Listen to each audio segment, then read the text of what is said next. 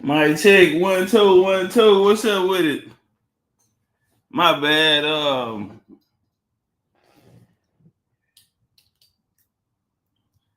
I ain't gonna lie. I had to go warm me up something to eat. Your boy eating gumbo in the morning. Gumbo for breakfast. Hating ass nigga watching my plate. Yeah, you can get your eyes off this motherfucking plate right here, nigga. I woke up and got gumbo for breakfast. Country nigga.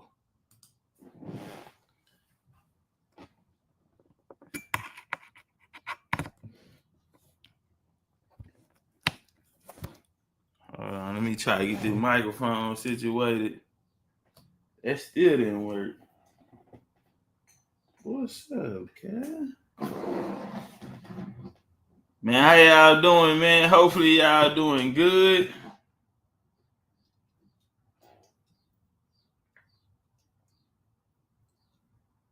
Hold on, let me try to sort this microphone out.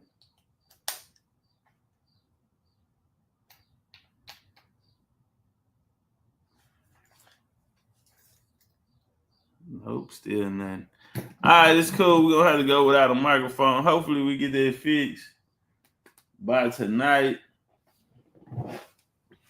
Got an interview tonight. We have an interview tonight, so we gonna turn up on that. And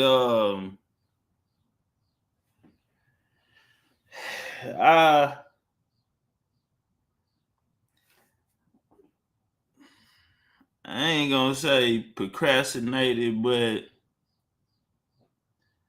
I knew that the interview was gonna go down, beforehand. And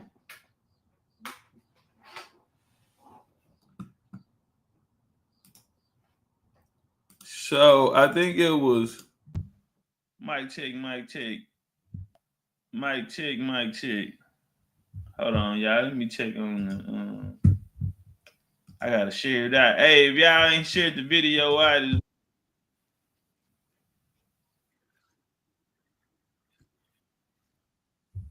know y'all ain't hit the like button. I'm looking at it. I can see it.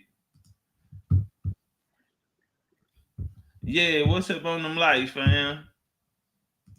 Run my likes. Run my likes. What time it is? 8 minutes. Yeah, let's get them likes up.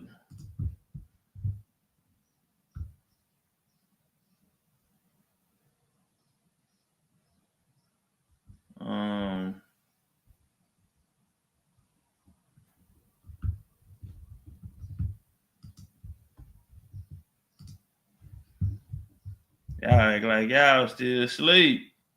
Might have to wake them up. I just want to take out and prove what we're really supposed to do. We can play around and play around and got time to hang with my crew. I love it. I love it. Goddamn, I love it.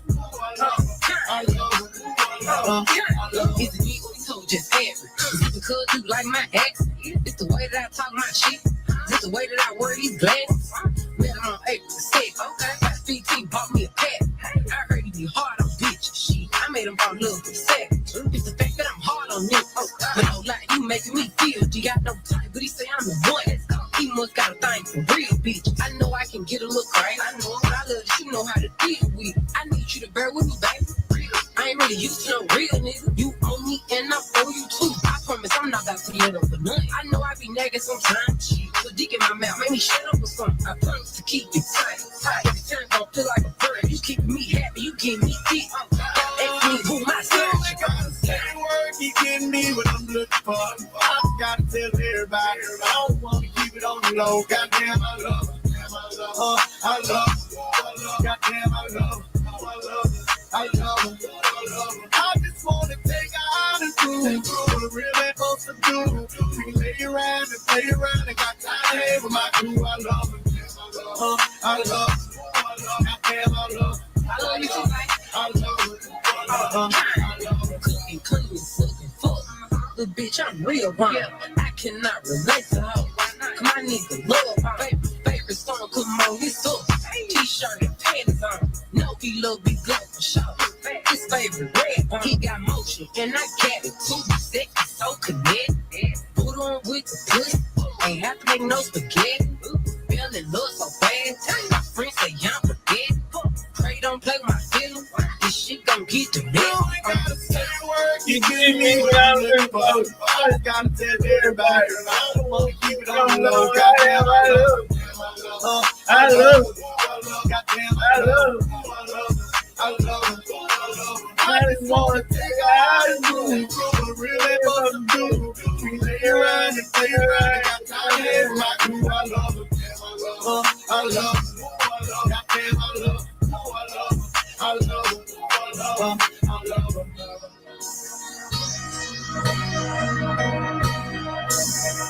Hey, turn up.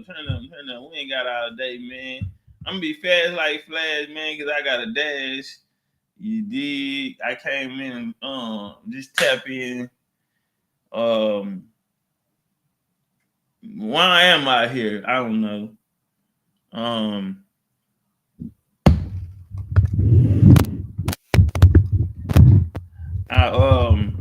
Like I was saying, I got a joint tonight.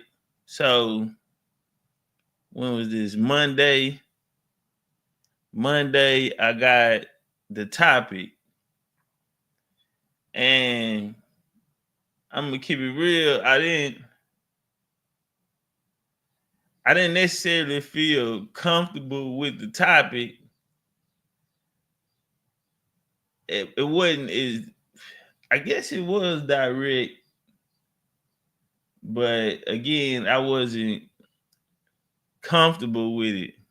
But I waited till the next day before I said something. So I called Buddy back, and I'm like, hey, check it out, homie. I'm an American Indian, and kind of,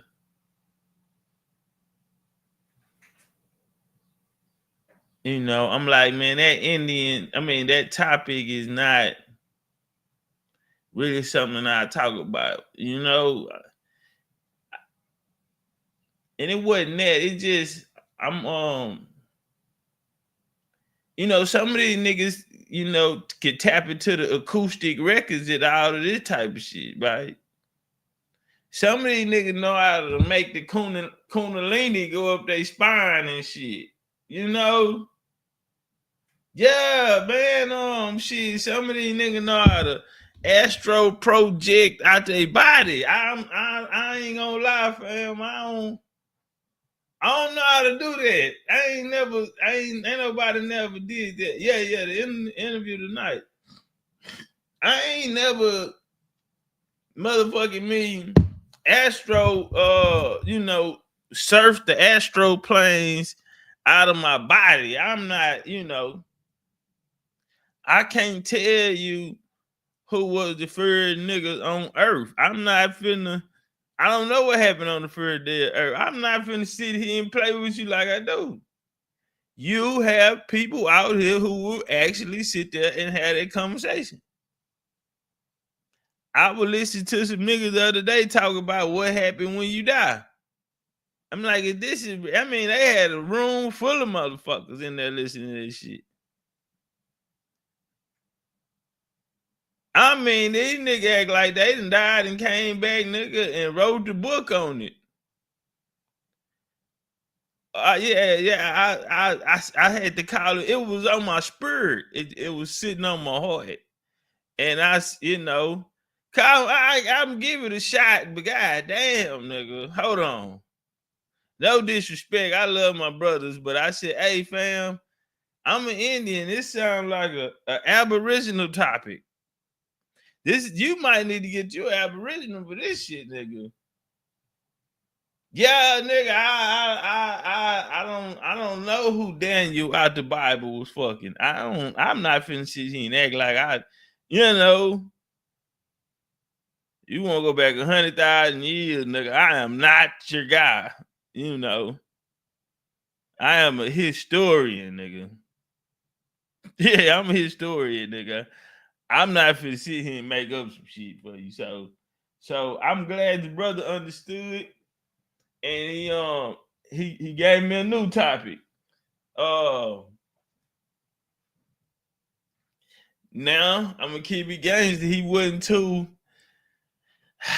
let's say, direct as I would have wanted him to be, even on the second topic. So damn, nigga, I'm in a tight spot. We'll see how this shit go, nigga. I'm in a tight spot. Cause I want to know what you want to know. And I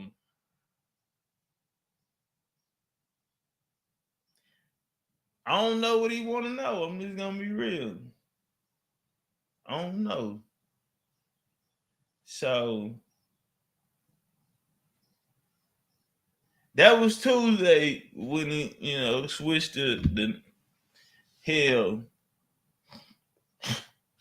I knew Thursday I was gonna have to get in the ring. So boom, I knocked it out yesterday. I say, man, I got 30 good slides. 30 turning 130. It's okay. It's okay. Bless his heart. Bless his heart. 30 turning to 130. It's cool though. Long-winded ass nigga. But that 130 gonna probably be like 30, 40 minutes. 30, 35 minutes. That shit there running. I'm gonna walk through that shit. But I think it was like 12, probably like midnight on the dot. And I get a call that my auntie passed. At this time, I'm still trying to figure this shit out because I gotta put a PowerPoint together in 24 hours. Cause I just started on it last night. I'm like, man, I gotta put a PowerPoint together 24 hours. I'm getting stuck in spots, starting to get a little sleepy. Want to go to sleep and just like, hey, nigga, I go in there and freestyle this shit.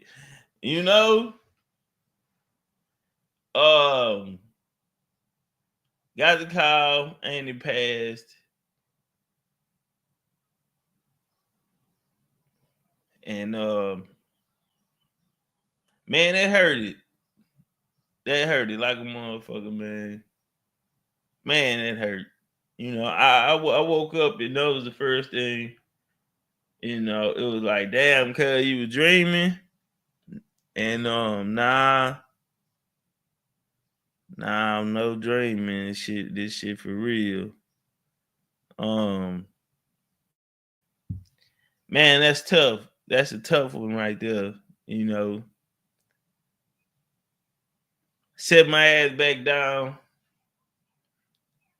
And I say, nigga, your ass gonna finish this lecture.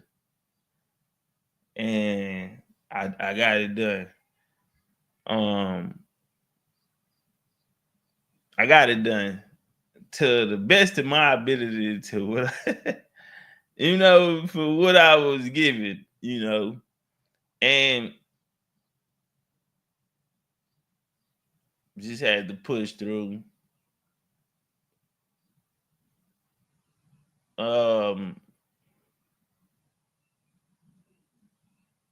I don't know, man. When certain people pass, it make you feel like anybody can go. It make you feel like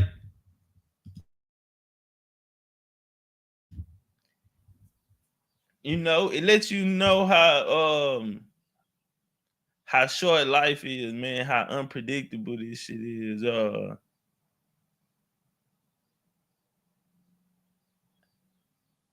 And I'm a person that lived and felt like when I had got to a certain point in my life, and I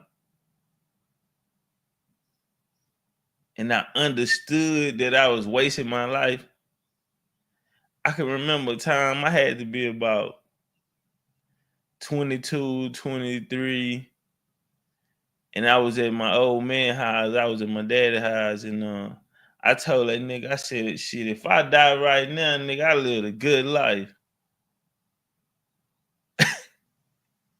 Wild shit, right? Young nigga shit. On some YN shit. I say, shit, if I die right now, nigga, I lived a good life. I had a reputation. I had a name. Had some bad bitches in the game at that time. I had did some things, but really I ain't did nothing. And you know, my old man laughed at me, man. And you know, in my mind, I'm trying to figure out what the fuck he laughing at. But he was like, Slick, you ain't even live yet. You just starting, you know. I could just look back on that young nigga now, and I can't say too much game that I give him, because he was game tight. It was some things he had to see, some things he had to go through. But I wish I could have got an early start on living, just living my life. It took for damn near everybody around me to either die or go to prison for life.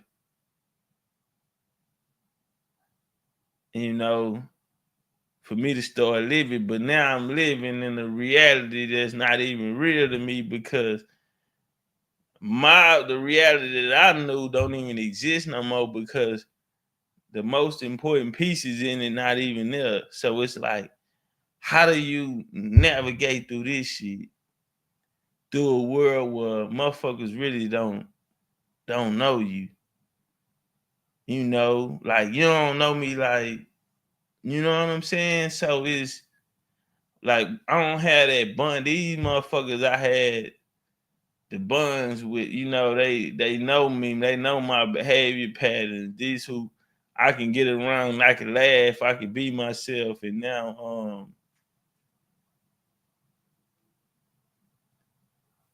you know, you're in a world and I don't even feel like it's real.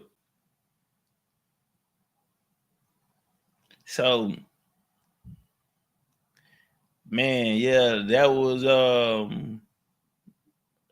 you know, getting that call last night, that it just took me back to my childhood. And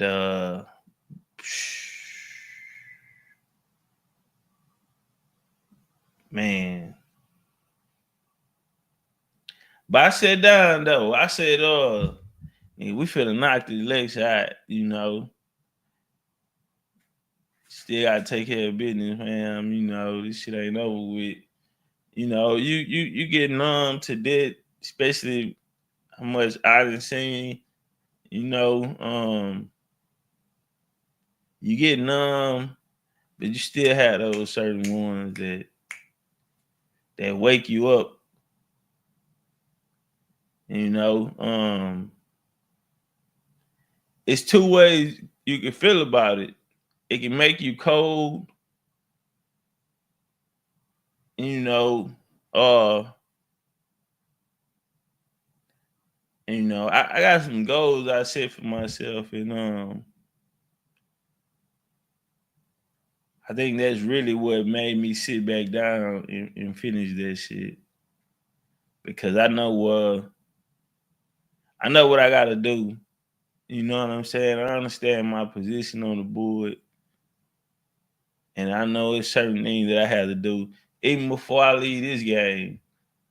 You know, like I said, I don't want to be around this hoe, you know, no old man and stuff. You know, get my work done. Show me what I gotta do. Let me take care of it, and I'm gonna get out the way. Cause like I said, I spent most of my life not even really living. So, you know, show me what I need to do, man. Let me do this shit. so I can go live. You know what I'm saying? And try to find that peace, that serenity, that world that I don't even know if it really exists or not. But I need to go find out. So yeah, man, that's where I'm at with it. So we ain't gonna be on this how long, man. We gonna be strong though. Drop a little news you can use. I got a barber's appointment. I should have went and got me a facial, man. I gotta figure out what I'm gonna wear. I don't know, man. I might run to the mall. Cause you ain't never seen no motherfucking Indian flyer than me. They're the flyest nigga on the motherfucking scene. Stepping on these niggas in a big Indian way, letting them know, hey man, say man. That raggedy Indian shit, nigga. That shit had to go. I done seen some ragged ass Indians. Can I keep it gangster? Y'all with me today? Can we keep it gangster? I done seen some ragged ass Indians. I remember I was on TikTok one time and this female, she an Indian. She said, man, the male Indians on this hoe is bummy. I stay out of people's business, bro, but I don't. If you don't understand that you have to have quality on it, you have to be a quality motherfucker. That's one thing I really don't like about the game. And it's like, because I could easily say, all right, boom, nigga, I did 4 years, nigga, I'm out. But I knew it wouldn't, you know what I'm saying? But that's why I can't stay around. It's just too many bad representations. It's too many niggas you can't even put a camera on. You gotta listen to them niggas through audio. The quality of the human. It's niggas who gonna put they all in this shit and still not gonna be good enough. Because this ain't what you called to do. This some shit you want to do. This some shit you trying to. You think you can make some money out for? You got motherfuckers know who you is now. And it ain't that many. It ain't important people who know who you are. Niggas just happy that somebody acknowledges them. And that's good enough for them. But what's good enough for them is not good enough for the game, though. It puts no points on the board. Man, I felt that in my soul when she told them niggas that. She said, damn near every male on here is bummy and ain't got shit. Man, let me tell you.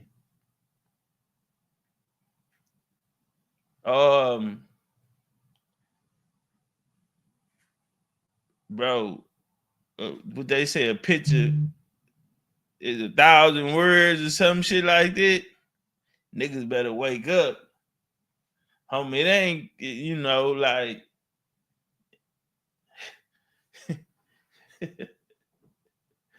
let's get into the joint, man, because I ain't got out there. I got a barbershop appointment. And then I gotta give me some reps in. I gotta get some reps in with the PowerPoint after that. Cause I finished that bitch. It was like 4 a.m. I'm like, all right, nigga, I'm out. I couldn't believe I finished that bitch. Ran through that hoe, nigga. I said, that hoe got something. Said, that hoe got something, nigga. Man, I knocked that bitch out. Tough. I had I seen I had a message from my best friend from London. They always ahead of us. And I pressed play. I was laying there meditating. I pressed play. It was a prayer. It was a prayer like a motherfucker. Probably like 2 minutes.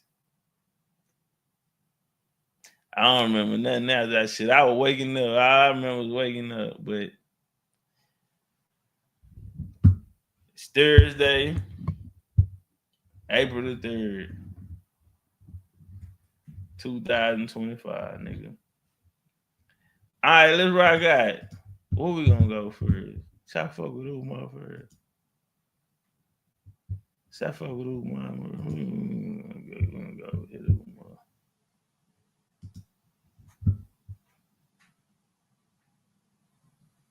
What the fuck?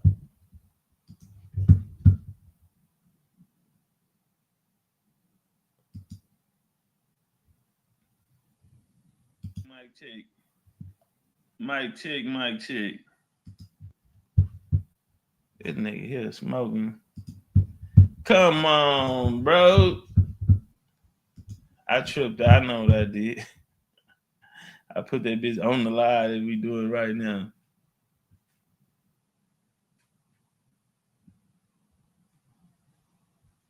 Hey y'all, if y'all that just coming in, if you haven't hit the like button, tap that like button. Hold on, we're gonna go back in the day very quick. So I found this video last night. I was looking for a video because I wanted to. It's a certain topic. Like what I'm talking about tonight, that's not my everyday get up. Some people probably never even heard me talk about this. But you know, that's what Buddy asked for, so that's what we gonna do. You know what I'm saying? You know it ain't mine, but I'ma shine. You know what I'm talking about? Yeah, nigga, we go shine. But so I was looking for old little videos, really this main video, and I couldn't find it. But I ran across some FBA shit. I ran across some real FBA shit. Let me tell you, FBA people. So I had a brother got in the comments yesterday and was like, "I'm a real FBA. I'm standing on the code." And I'm not trying to disrespect no FBAs and nothing, but this is what I will say: the people that I looked at as FBAs, they not here no more. Them niggas ain't around. So a new FBA, I have absolutely no respect. And then I mean that in the most respectful way. But I have no respect for no nigga in 2025 calling himself FBA. Besides Tariq Nasheed. Because he the one made this shit up.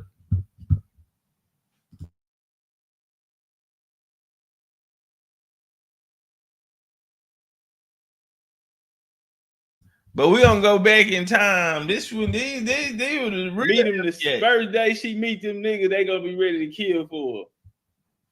Coming that hoe like a nice, sweet old lady, nigga, and then Videos on me, I got like 30 people that. Come on, let's go, man. Here she go.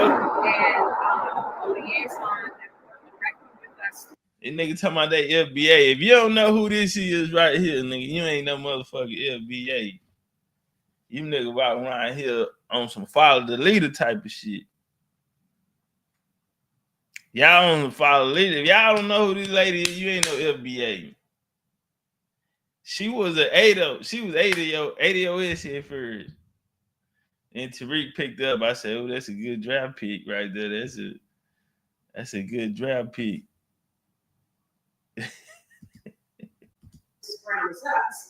But he would not apologize once we know.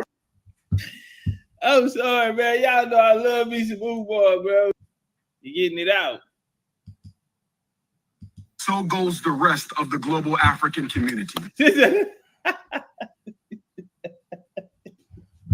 Just let him talk, bro. I'm sorry, man. Y'all know. So goes the rest of us, brothers and sisters. You cannot liberate yourself without liberating Africa. Black America will never be liberated until Black Africa is liberated. Black Europe will never be liberated until Black Africa is liberated. The Caribbean islands will never be liberated until Black Africa is liberated. Black Australia will never be liberated until Black Africa is liberated. Man, get the hell out of here with this shit. Hey, Mercury Trials, are you talking about FBA is not made up? Mercury Trials, are you saying FBA is not some made up shit? You say it's copyrighted, it's not made up. Well, if it's copyrighted, it has an owner. So how in the hell are other people? Shout out to Ray Lee. Appreciate that love in the super chat. North Carolina in the building. Fam, this is my game right here, bro. I don't know, man. I just never been no follower ass nigga, man, to go out here and just, you know what I'm saying? This shit, I don't understand niggas, bro. But I mean, you know, it is what it is. But I don't know if that's what you were talking about. He said copyright words that we wrote in the chat. Oh, my bad, fam. I'm thinking you. I'm looking for that nigga that was like he was FBA. Cause me and him, we went back a little back and forth in the comments. My bad, fam. I'm looking for that nigga. All right, come on, Umar, man. What you got for us? Now I want to tell you. So somebody made that shit up, bro, and the nigga look just like you. Pan-African ass niggas ain't shit. Finna smoke you niggas game. Smoke you niggas game, nigga. Oh. I wish we could do it today. Brother Rob came over here and told me he was disappointed. Well, nigga, Armageddon. This motherfucker finna be Armageddon. And I want to do it on here, bro. Nigga told you he was disappointed in you. I want to do it on here, bro. I want to get, cause this shit been sitting around. You know, one of the Pan-Africans Must unite. We must unite, bitches. Look at him pop his hand. We must unite. Snapping his head and his neck and shit on y'all ass. Oh, Ma, you wrong for that. We must unite, bitches. Look at him popping this shit. Chilling Pan-African National. We must unite. Yeah, that was suspect. As Africans. That was some drink. Now there's nothing else. Africa for the Africans. Those at home and those abroad. That is the solution. Ismail Basin me a source showed me that going from your slave master. You don't let nobody tell you you got to disassociate from Africa to get some reparation crumbs from your slave man. So I'm going to give up my birthright. I'm going to give up my birthright. Nigga, you ain't got no motherfucking birthright. Rams, nigga, y'all. That's what I want to know. It ain't. Out my damn nose. You are and where you come from. Because once you hate who you are and where you come from, you're no damn good. Once you hate who you are and where you come from, you're no damn good. I like how hard they were trying to fight, though. Talking about some damn reparations. Marcus Garvey is the father of modern reparations. Marcus Garvey is the father of modern reparations, brothers and sisters. That dope good. Good. Hey, say. Good I don't dope. know who got this nigga high powered. Good dope. I don't know who got this nigga choked. Car Chronicle. That's why that nigga do his shit in the car. That's why that nigga do all this shit in there. Brother, where's your office, doctor? Where's the doctor's office? Can you go sit in the principal's office? Brother, you should have been when it put you some little grass up in, you know, the little wall, the little grass on the wall. Got you some little lights and shit, nigga. FDMG up there, nigga. and started going live from there, brother. You were sitting in the motherfucking Toyota Camry. That nigga is doing the Prince of Pan African is doing lives from a motherfucking 2010 Toyota Camry. Nigga, this shit is unacceptable. And that dope is good. Oh, it's up and activated. That dope is good. Say, man, Medellin, I don't know what type of Medellin cartel plug this nigga. This nigga crazy for real, bro. He is the father of modern reparations, brothers and sisters. That's a hair. I gotta cut that. That's a hair. That's not booger. That's a hair. I got a hair growing. Get out my damn nose. I'm so tired of you elementary-minded, silly, goofy-ass, coon, weak-back, beta male ass. Yeah, what the fuck? You know what he on that body. That shave, fam. Nigga, that is not a hair. That is something in my nose, nigga. And it's called coke. That's not a booger, nigga. That is residue. Bitch, that ain't no booger. That is cocaine residue. That is cocaine residue, nigga. That is not a booger, nigga. That is Medellin finest. That is not a, yes. Y'all can't get no dope like that in America. Coming out of there, that's who went up there. Mississippi, yeah. A lot of them.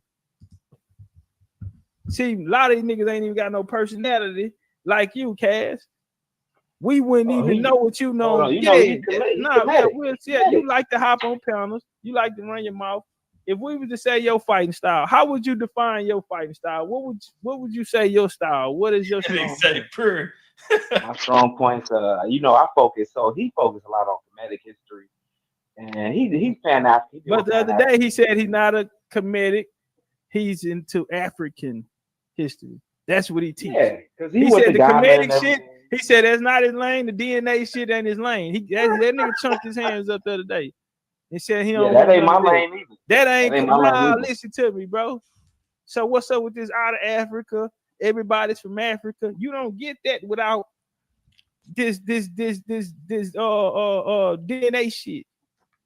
So now you got your hands up because you got a nigga like them Aboriginals. They like Ali Muhammad Aboriginal. They like that science shit too, like you niggas. We Indians. We don't fuck around. We ain't got no theories or hypotheses or nothing, nigga. We do men lie, women lie, nigga. We going by what the motherfucking genealogy tree say. That's it. Ain't no other options. We threw all the options away when they came with FBA and reparations movement. That shit looked too attractive to them niggas, and them niggas started. And I said, nigga, it's only gonna be one way, and that's genealogy, nigga. If I'm a fight against these niggas out here telling these niggas just put an X by your name, nigga, and we gonna give you a bag, and the government down with the play. Nah, nigga, I came up with a new model. There is no other options on the motherfucking table, nigga, besides genealogy, nigga.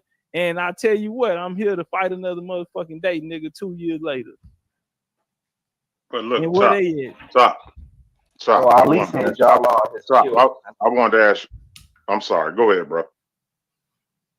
So what I'm saying is, Cass,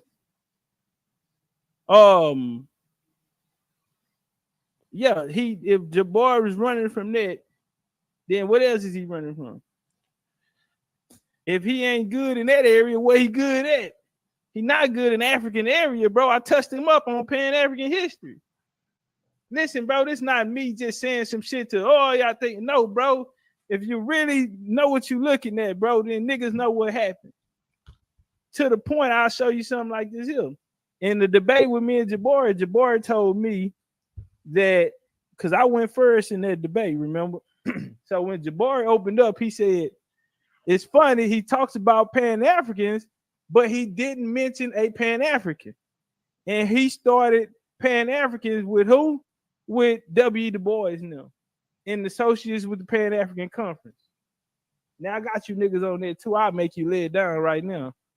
Who gave y'all the money for the Pan African Congress? Who gave us the money for the? See, I'll lay you down right now. You talking about with Paul Cuffey? Paul Cuffey ain't got nothing to do with no Pan African Congress. W. Du Bois. Where did they get the fucking money? Oh, that's what y'all want to say. Who I did? It ain't what we want to say, nigga. That's about to be debunked. Because I'm gonna tell you something. The brother, the star witness that I'm gonna bring up on this happens to be a Pan African. Now you know Lex Vortex on here. He brought up that whole CIA. Brother Lex Vortex, come on up, Brother Lex. He did you? You know what I'm saying? Brother Lex, if you want to talk about that, I heard Ali Muhammad say he was the first to bring it up. And Ali Muhammad argument, I don't think he was at the place that he at today with it when he had that first conversation with Jabari. Because what he was trying to say didn't come off. Some of those things in there I don't agree with. I'm gonna be honest. Some of it I get where he's going, but the chronology in which he broke it, I don't think the people understood the way that he broke it down. Let me say that. And I feel like he didn't have the tools at that time. Maybe now he do at that time to express express to the people in a way that they can see it. Because he's a grifter. I think he didn't do a good job on that. That's why he wasn't talking like that. He's a grifter. Like he went from one hustle in the community to another hustle. Now the aboriginal thing is sweet. Before that, he was into everything. He was a full-fledged Moore and all. Yeah, I remember that Benjamin Banneker days. That nigga say he know where Abraham buried it. He'll take you to the grave, right to the casket, right? Yeah, young Ali was a motherfucker.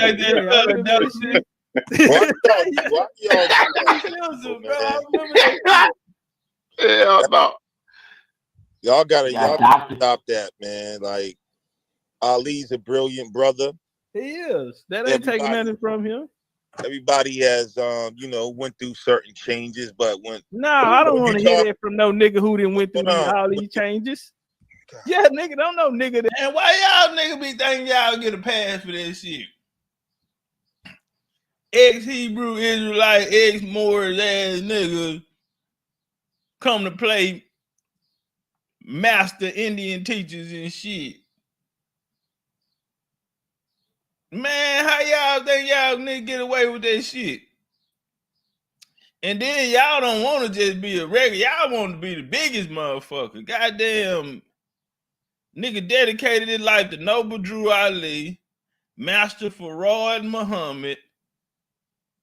Yeah, you niggas out y'all motherfucking body, nigga. One West Hebrew Israelite. And now you over here, nigga, playing Indian, nigga. Man, you nigga out y'all motherfucking mind. Shit. Half of the niggas with a microphone as an Indian, goddamn, was out here talking about some more shit, nigga, years ago. You know how many Pan-Africans I see on TikTok teaching Indian history now? The fuck? Nigga, when I met you, you was a slave. Boy, I see you doing good for yourself there, boy. Boy, you got off that goddamn plantation, nigga. Yeah, I see you out here trying to do some things in life now.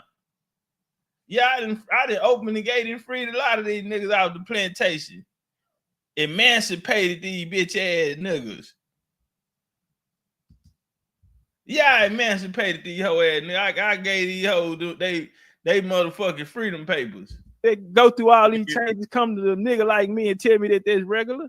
That's not regular. I'm talking about but when we start saying things like he was doing this and okay, yeah, well, King Kaz is a Pan-African, so deal with him on that. Yeah, and bro, watch your mouth, nigga. He's an Aboriginal today, so watch your mouth. When you talking, but that's that brother's opinion. Let me put that out there. I don't know what he's talking about, but he said that shit. King Cass, I'm disappointed in him. That brother's confused. Hey, brother Rashawn, damn, Cass, I thought y'all was together. Hold on, yeah, I'm confused. Hey, brother Rashawn. Brother Rashawn say DNA can prove if you're Indian if you belong to the L1 haplogroup. What are we doing? You know what? Maybe that brother did. Maybe that brother was going somewhere when he chose that topic that he wanted me to talk about. I happen to be talking about science tonight. Ain't that a bitch? I know it is for me. I'm over here punching the air like Trey when he ain't getting no pussy on Boys in the Hood.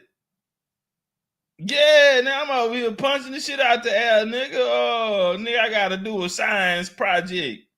Mad than the motherfucker, nigga. What kind of aboriginal shit is this?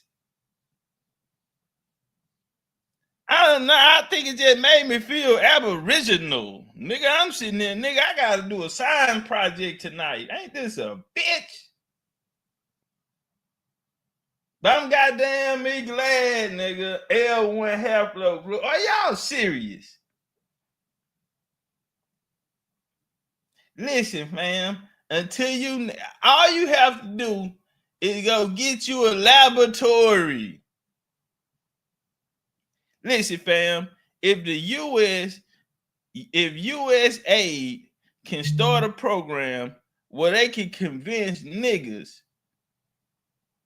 in Sudan to chop off their dick for a couple dollars, nigga, I'm pretty sure you could go out there, nigga, and get some goddamn meat, get them to spit on the tube, nigga, and start your own goddamn science project, nigga. Why we gotta go with the answers from the goddamn slave master?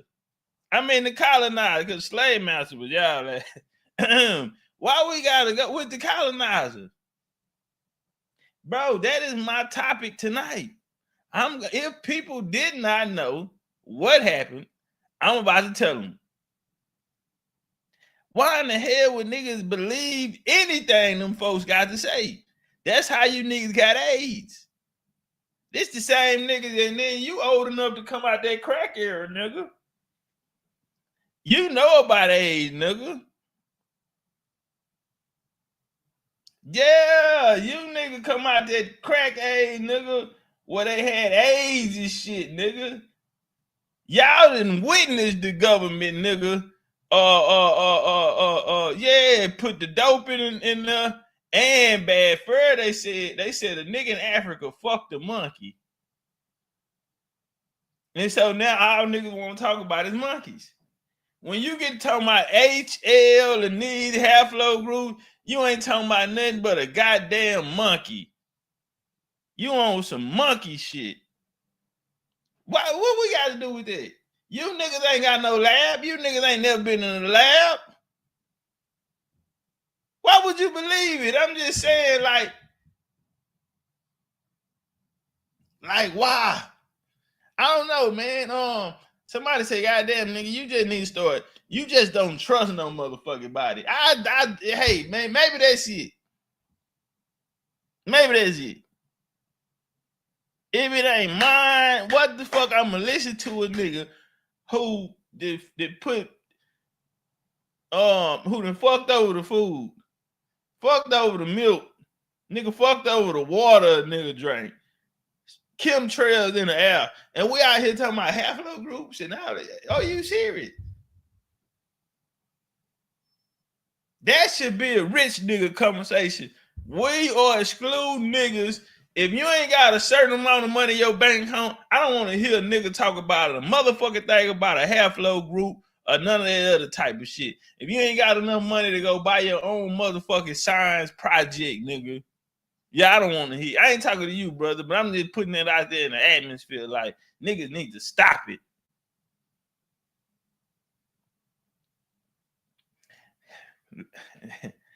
I say this. There's a lot of people, they might not know it, but you niggas got lucky that I came on my mama, nigga. You nigga lucky that I came. Let me tell you something. You nigga would have been up under this type of shit. Listen, but when I came to the game, bro, that was the game. That's how they did this shit. That was Indian shit. And so when I go to like places like TikTok and I see niggas that's like they're still having these conversations, like it was a period of time, homie, where those conversations ceased to exist. But when I got here, that was the main topics. That's what niggas was doing. But when I got finished with them, you didn't hear nobody talking about that. It was only one conversation being had, and that was genealogy. Boy, I leave the block, I come back, and this shit didn't pop back up. It's a lot of other pseudo shit that pop back up with it. This is what I'm saying, is just so many niggas in the way. Like, these niggas in here studying white man science and ain't got no money. No money to even pay for that type of shit. Niggas got their priorities fucked up. The nerd nigga, you don't even know your blood type. You sitting here talking about what Half-Flow group you come from. In Jesus' name, I pray. What the fuck is wrong with these niggas?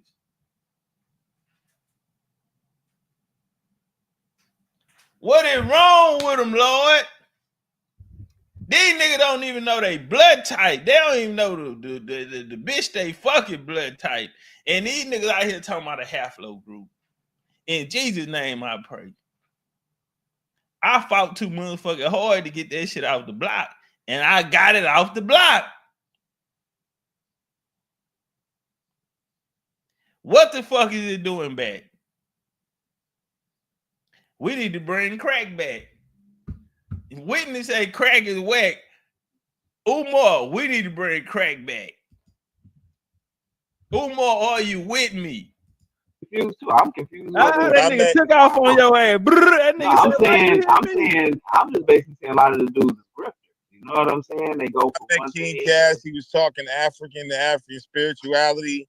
Now he talking about evolution and calling people pseudo. So I'm not calling. I'm not. That's not my strong point. That with the whole evolution thing, that's not my. I really kind of be quiet when cats talk about that. I let them do it. They're the experts in that. So what is your thing, brother? Because what is your thing then? Because the African spirituality, you know you can't have that conversation when I'm in the building, right? Because me and you, we came to an understanding on that, correct?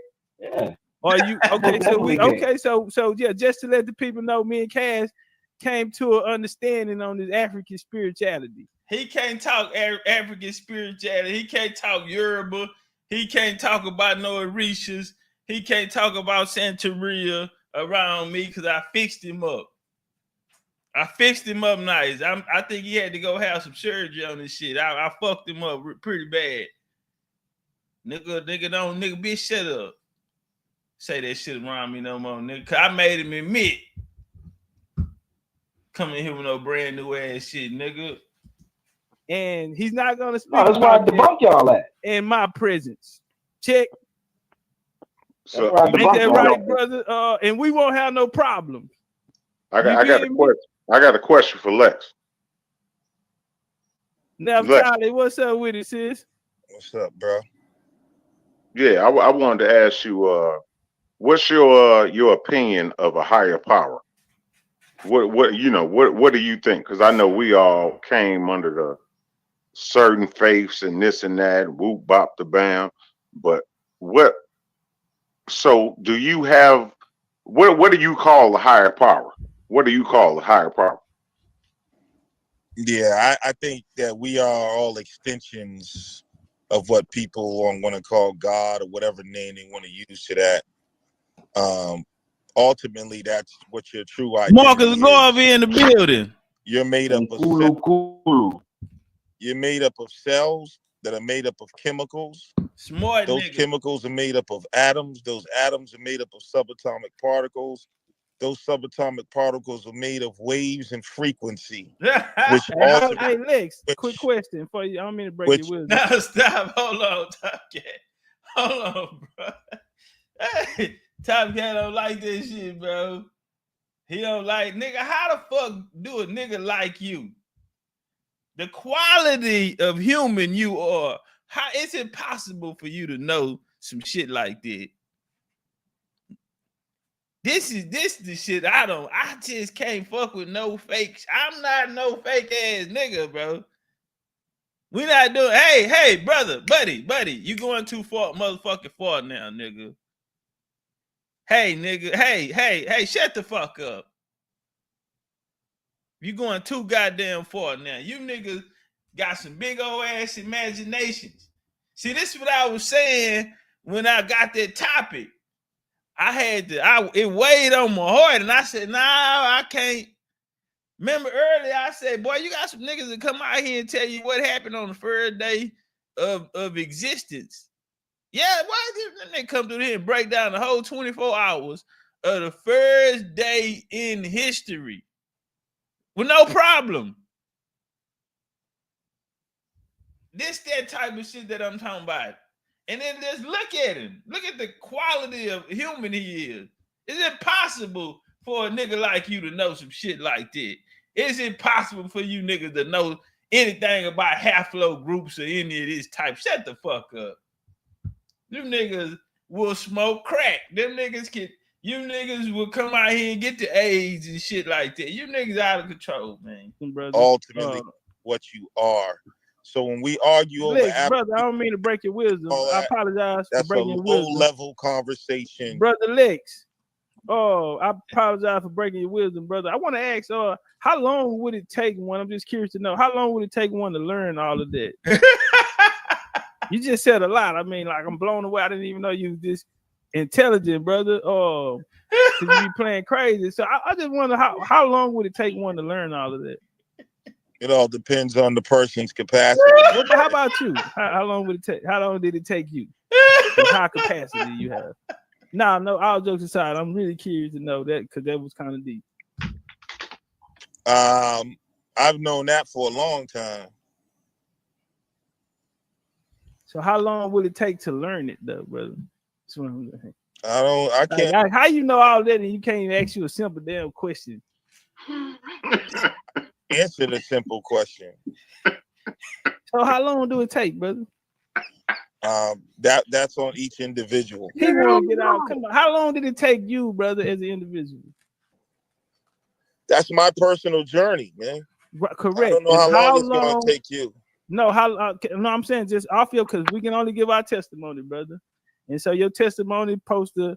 I'm not giving a testimony. You already did, nigga. It's too late. All right, because we know now. So we know because of you. Check. You agree with what was said?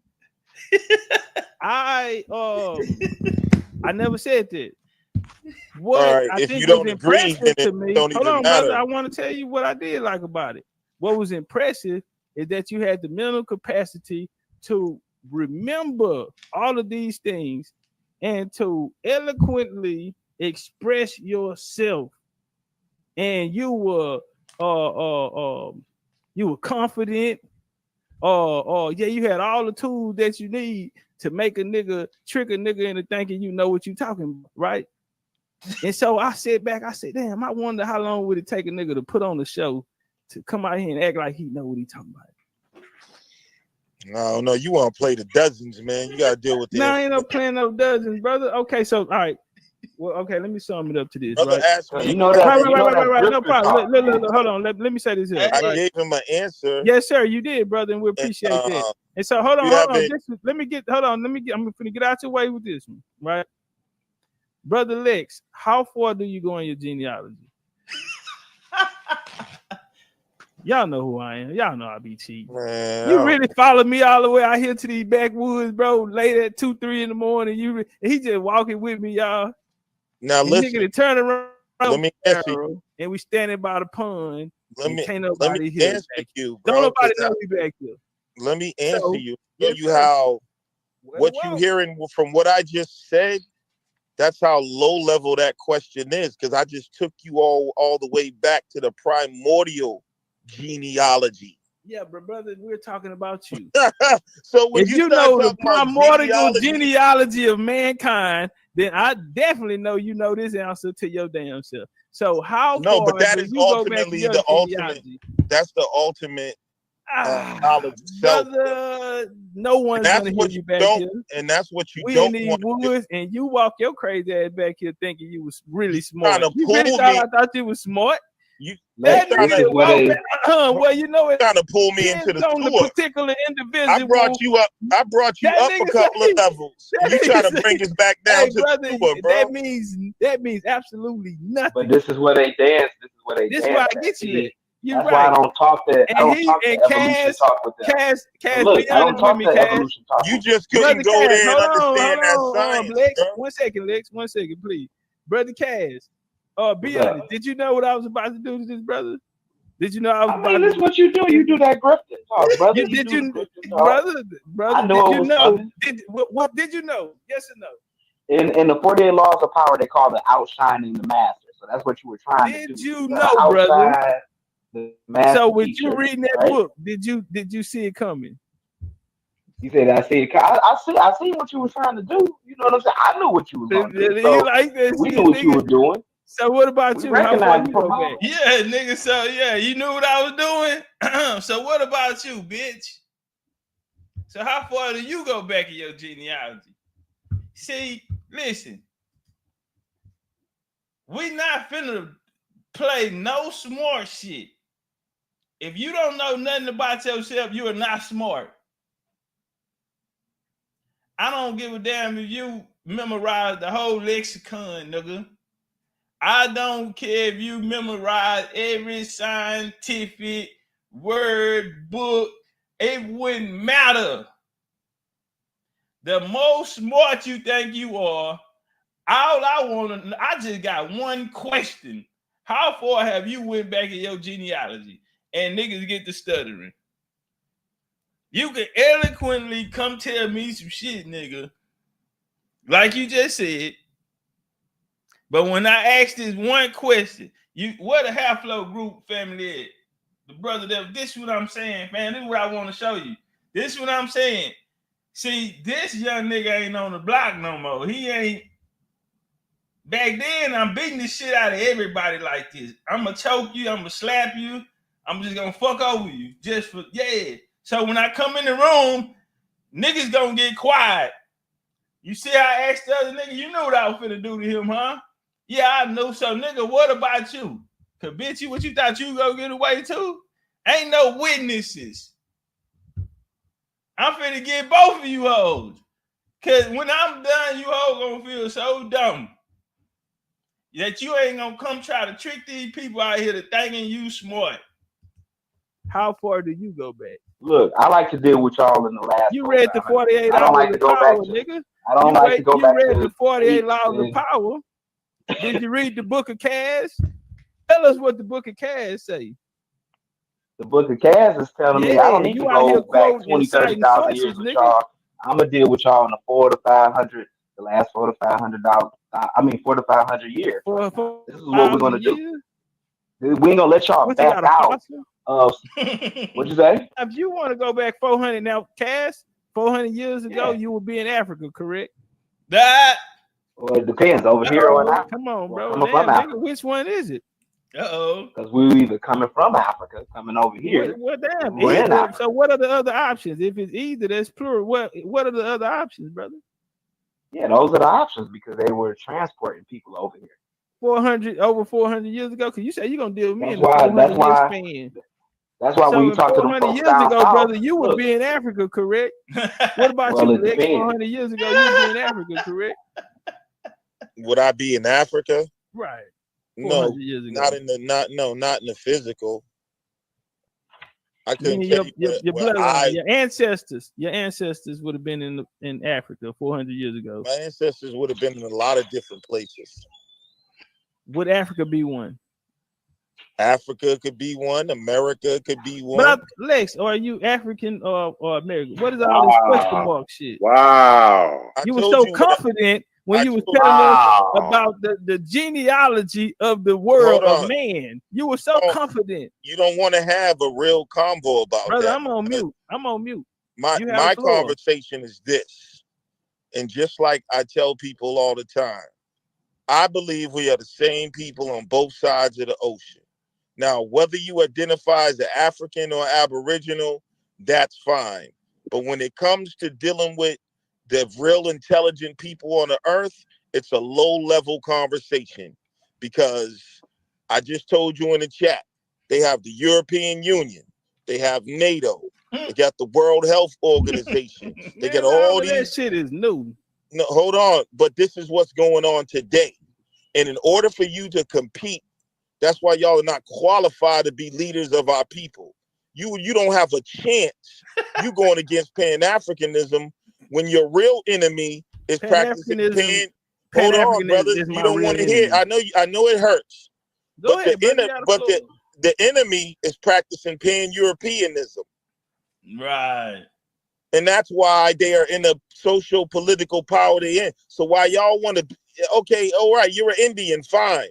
But you ain't about to defeat the European Union with a couple of your niggas from the projects in Texas. You don't think so? Claiming to be a motherfucking Indian. Let's just be real. So? You're not qualified to lead our people. You don't think so? So let the Wonder Universe and the ancestors have a voice that'll really lead our people. And I can give you the plan. And I have the detailed plan for social and political power. Y'all want to play cops and robbers and cowboys and Indians when it's the real world going on. And you sisters, you and your babies will never be free as long as you want to play cowboys and Indians. We live on Earth. We live on Earth, sir. The Earth has a whole politic. You know what I'm saying? The reason why you have new... You're ranting, Brother Lex. You get like this. It's not a rant. Come back to real life, brother. It's not. I'm trying to bring you to reality. No, brother. Can you park your car? You have 30 seconds. All right. I'm trying to bring you to reality. You have 30 seconds to land. All right. Thank you. You're out of reality, sir. You're just another cult like the Hebrew Israelites, the Moors, whatever. Listen, I brought up fractions, improper fractions. You got to find a common denominator. 15 seconds. You know what I'm saying? In order to add and multiply. Y'all are dealing with the divisions that will bring you no social economic power and will keep you slaves. You want to play cowboys and Indians while the world is playing big with the big money on the monopoly board. You coming in, you ain't even got a buy-in. You ain't got a buy-in on the world table with the stuff y'all dealing with, bruh. You can't even sit at the table with that type of thinking. You know what, Brother Lex? We'll flip that motherfucking table over. The niggas I'm coming in that bitch with. You want to go? You and 3 other niggas ain't flipping nothing over. 3? Brother, you know it's not just 3 of us. It might as well be. It might as well be. It is more of us than you don't want a hospital gown? It's a numbers game. Bro, go on mute. What the hell are you doing? That's how you handle Pan-Africans. I get Who you you talking to, bro? That's how you Kaz, bro, your mic open, bro, and baby sound like she back there talking. Yeah, if any idiot don't understand what I'm saying, she say something wrong with them, bro. Hey, Lex, listen to me, bro. You see these guys up here? Do you know these gentlemen?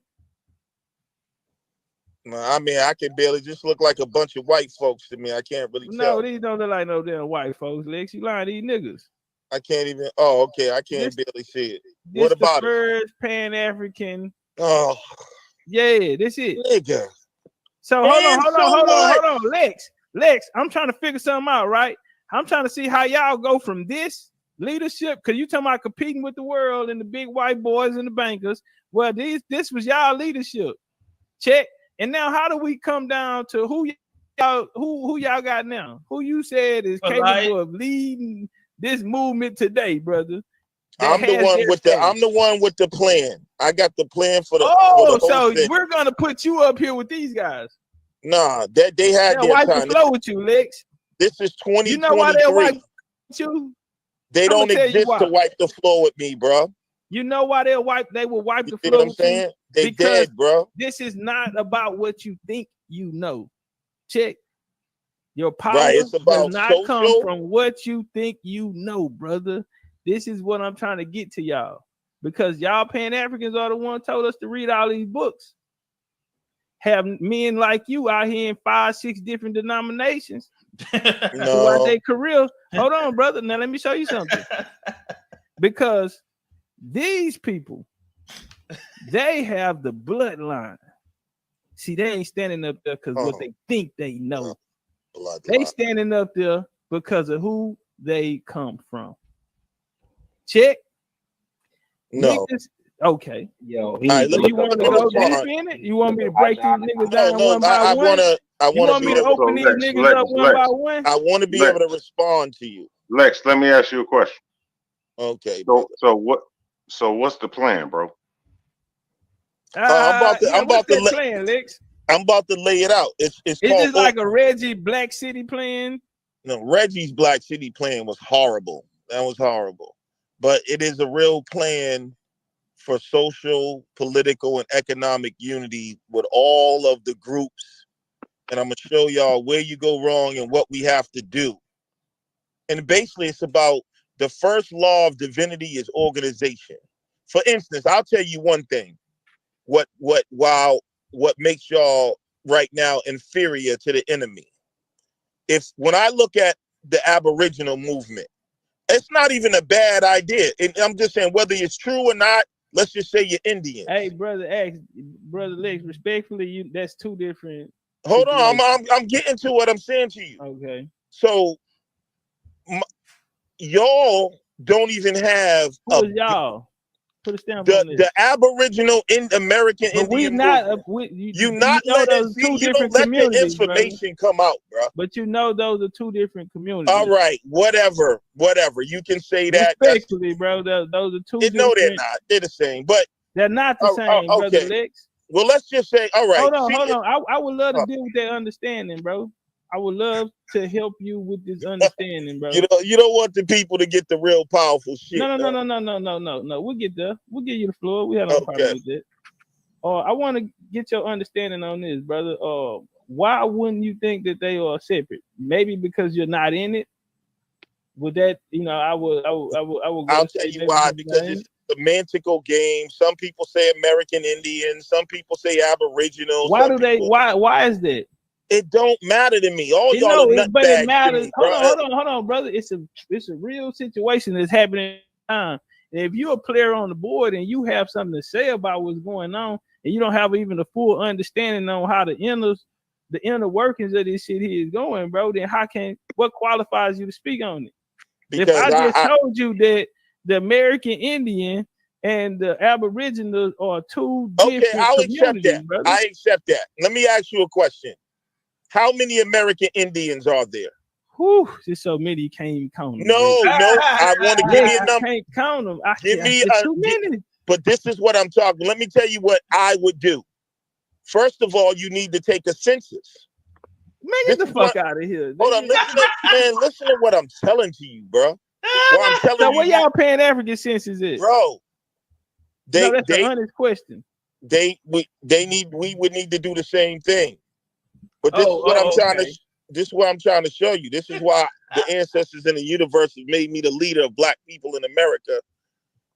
Is that you would need to take a census. And the reason why you haven't taken a census is because of disorganization and emotionalism. When I ask you how many American Indians are there, you gotta know that to know what you can do. We're gonna dispose of this. If there's 100,000 of you, then that means you know what you can do with 100,000 people. That means we can all say, if we want $1 million, each one of us can give $10, and we know we can raise $1 million in a day. Or if we need this many people over here, over there. So the first law of divinity is organization and numbers. If you don't know the numbers, you don't even know your capability, possibility, or probability. But because you don't have over there reading the white boy playbook, a banner of unification, we got an American Indian group over here, American Indian group over there, which is why you got your ass kicked in the first place when the Wazungu came over here through tribalism and fighting amongst each other. The Wazungu came behind you and kicked you in the ass. Who is the Wazungu, brother? Who is that, brother? Wazungu is just a Swahili word for foreigner or white man. And you believe it? It don't matter. It don't matter. Yes, I believe it. Okay. So what I'm saying is organization is the first law of. Okay, so why y'all ain't done it? Y'all been here, what, 200, 300 years now, Pan-African? I've been fighting because the Pan-African leadership A lot of it has been For horrible. 300 years. A lot So of why them. y'all still fighting behind it? It's a process. Listen, Pan-Africanism is an Process my idea. ass, nigga. I've been here 3 years. No, I don't brother. want to hear about no process, nigga. Don't make my job harder than it already Okay, is. I got you. But Yeah, I've been here Pan-African 3 years, nigga. Pan-Africanism Don't is tell the me.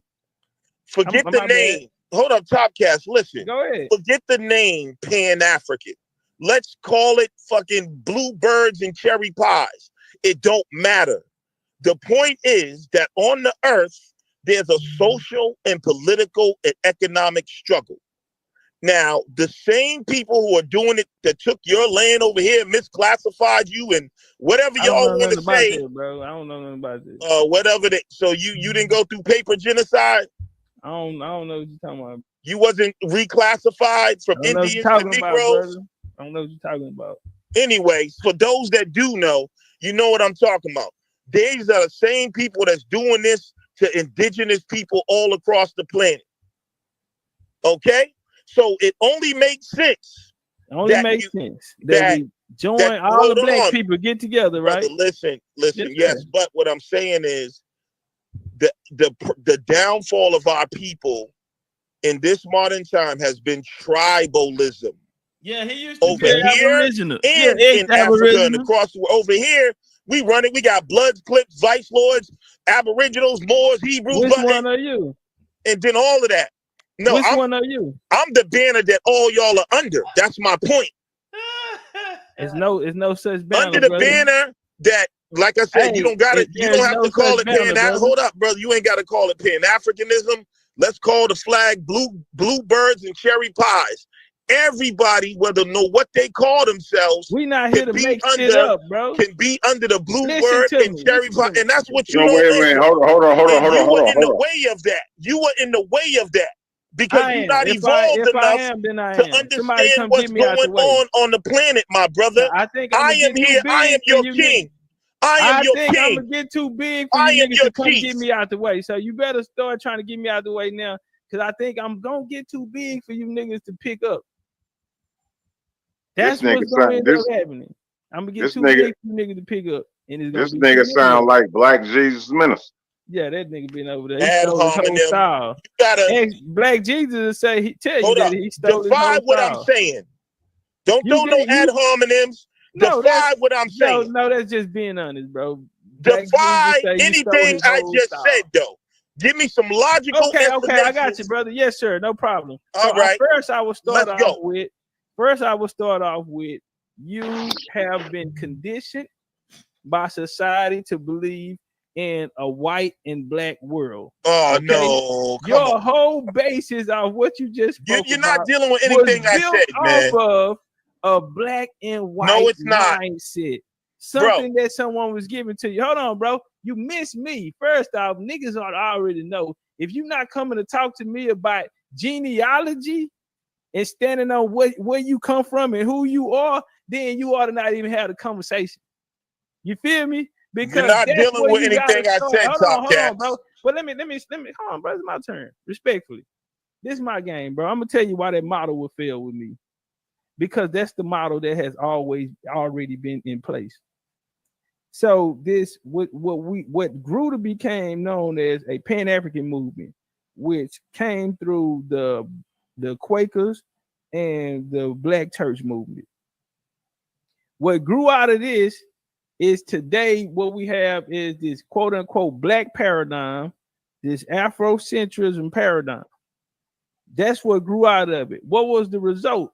Well, the result of those years, what you called failed leaders, as a result of that, when we look up today the condition of our people, we see that they are in all of these denominations, doctrines. Whether it be Hebrew, they say they're kin to Isaac, Abraham, and Jacob. You have the Moors, they don't know who the hell they come from, who they belong to, where they belong, if they want to be here or in Africa. They don't know yet. Who else we got? We got guard bodies. We have Nuwabians. We done had all of this shit, and all of these was something somebody came and tapped you on your shoulder and handed you a goddamn brochure. Now, what did we miss out of that? And I'm gonna close on this. So when we come this American Indian, and I can say that this is different. You know why I can say that this is different? Because this is the line that I push.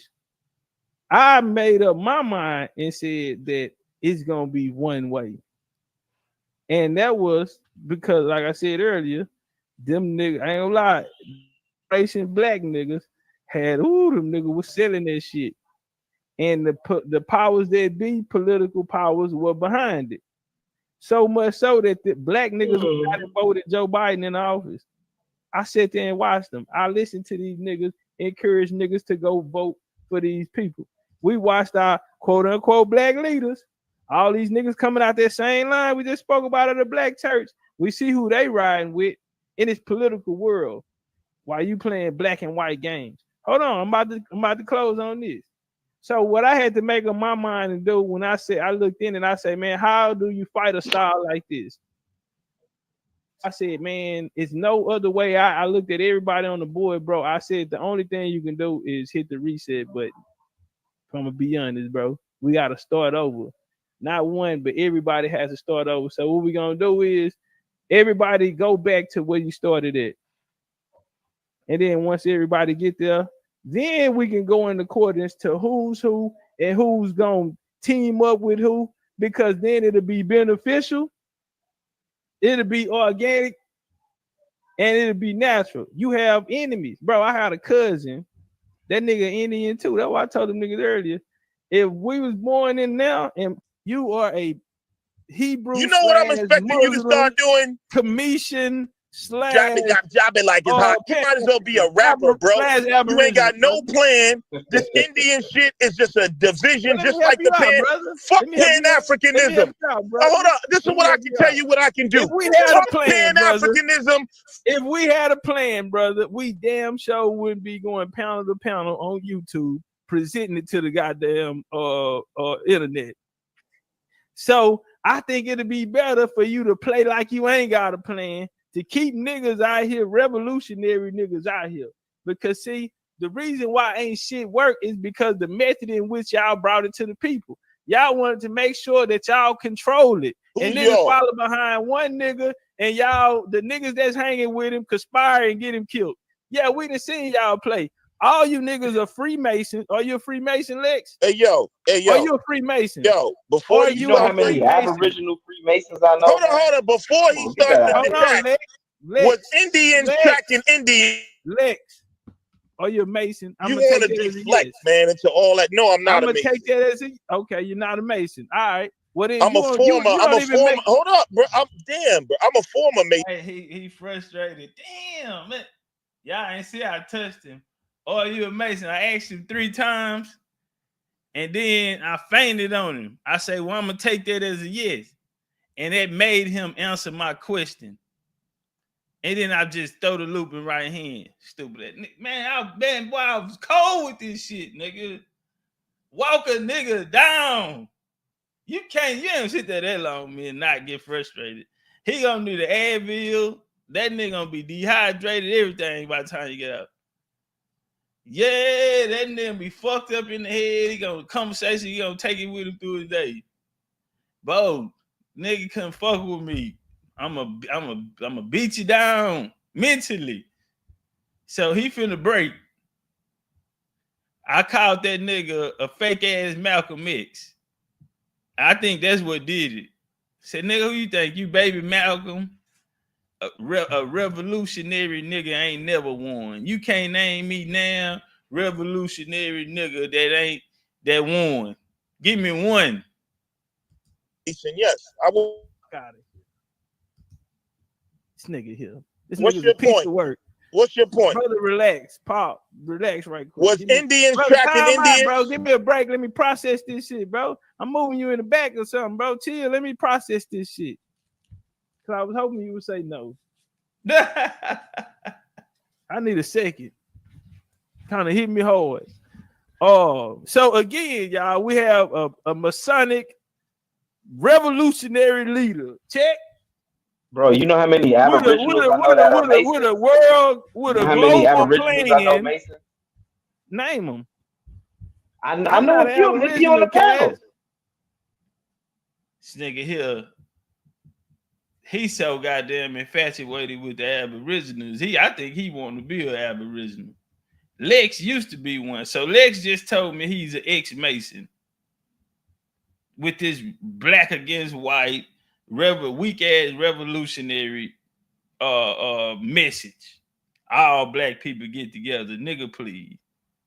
Them niggas gonna break in your house. They gonna break in your car. Yeah, they gonna wait till you go to sleep. They gonna bitch gonna slip the wallet out. The bitch gonna take your whole jeans. Yeah, nigga, I'm not getting in no car with all black. You got me fucked up, nigga. Yeah, I ain't, nigga. Y'all tricked us once, bitch. Y'all ain't getting us again. And nigga, you better know I'm Mr. Black European. So, bitch, I know we different. Kaz, I'm not Aboriginal. Well, Indians. Y'all claiming the same thing. Y'all from here, man. So who amazing? So I walked him in, this stupid ass nigga. I know plenty of Aboriginal Masons. Well, I'm not an Aboriginal. Well, Indians. Okay, name them, stupid ass nigga. Now you gotta fight. It's called cutting the ring off, bitch. Now you gotta fight. Now we gonna find out if you cap or not. They all around, bro. Name him. My boy Prince Hall. I ain't gonna put his name on here. Name him, bro. You cap. So you segregate your audience. Prove y'all niggas Masons. That shit you talking about cap.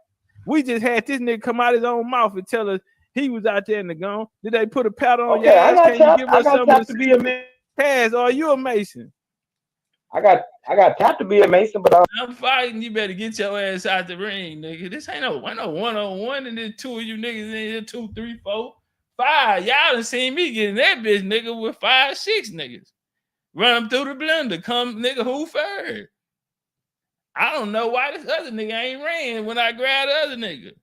Bitch, are you a Mason? Yeah. Everybody finna get it in this house. Nigga, what's happening? Are you a Mason, brother? How many degrees? I got tapped to be one, but I'm not a practicer. So you're not a Mason. Listen to the cap. I was about to be one. I got tapped to be one. You was about to be one. Did you pay? He was about to be one. Niggas be lying for nothing. Nigga, you ain't never been to a Lord's, ain't never seen the inside of a Lord's, nigga. You know, nigga be capping for nothing. Every Judah. Shalom. Hey, your dudes? No, I didn't go through with it. Did you get your uniform? I ain't go through with it. But my boys, they press hard Masons and they good folks. Okay. So, Lex, do you still have your uniform? No. What happened? Did you leave it at the dry cleaners? What happened? Yeah,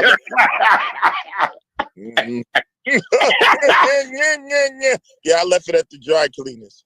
Okay. So how did you walk away from the Masons, brother? Was it an easy decision or was it a hard one? Man, hell no. Yeah, it's pretty easy. Do you have any secrets of the Masons, brother, that you want to share with us today? Nah, there's no secrets.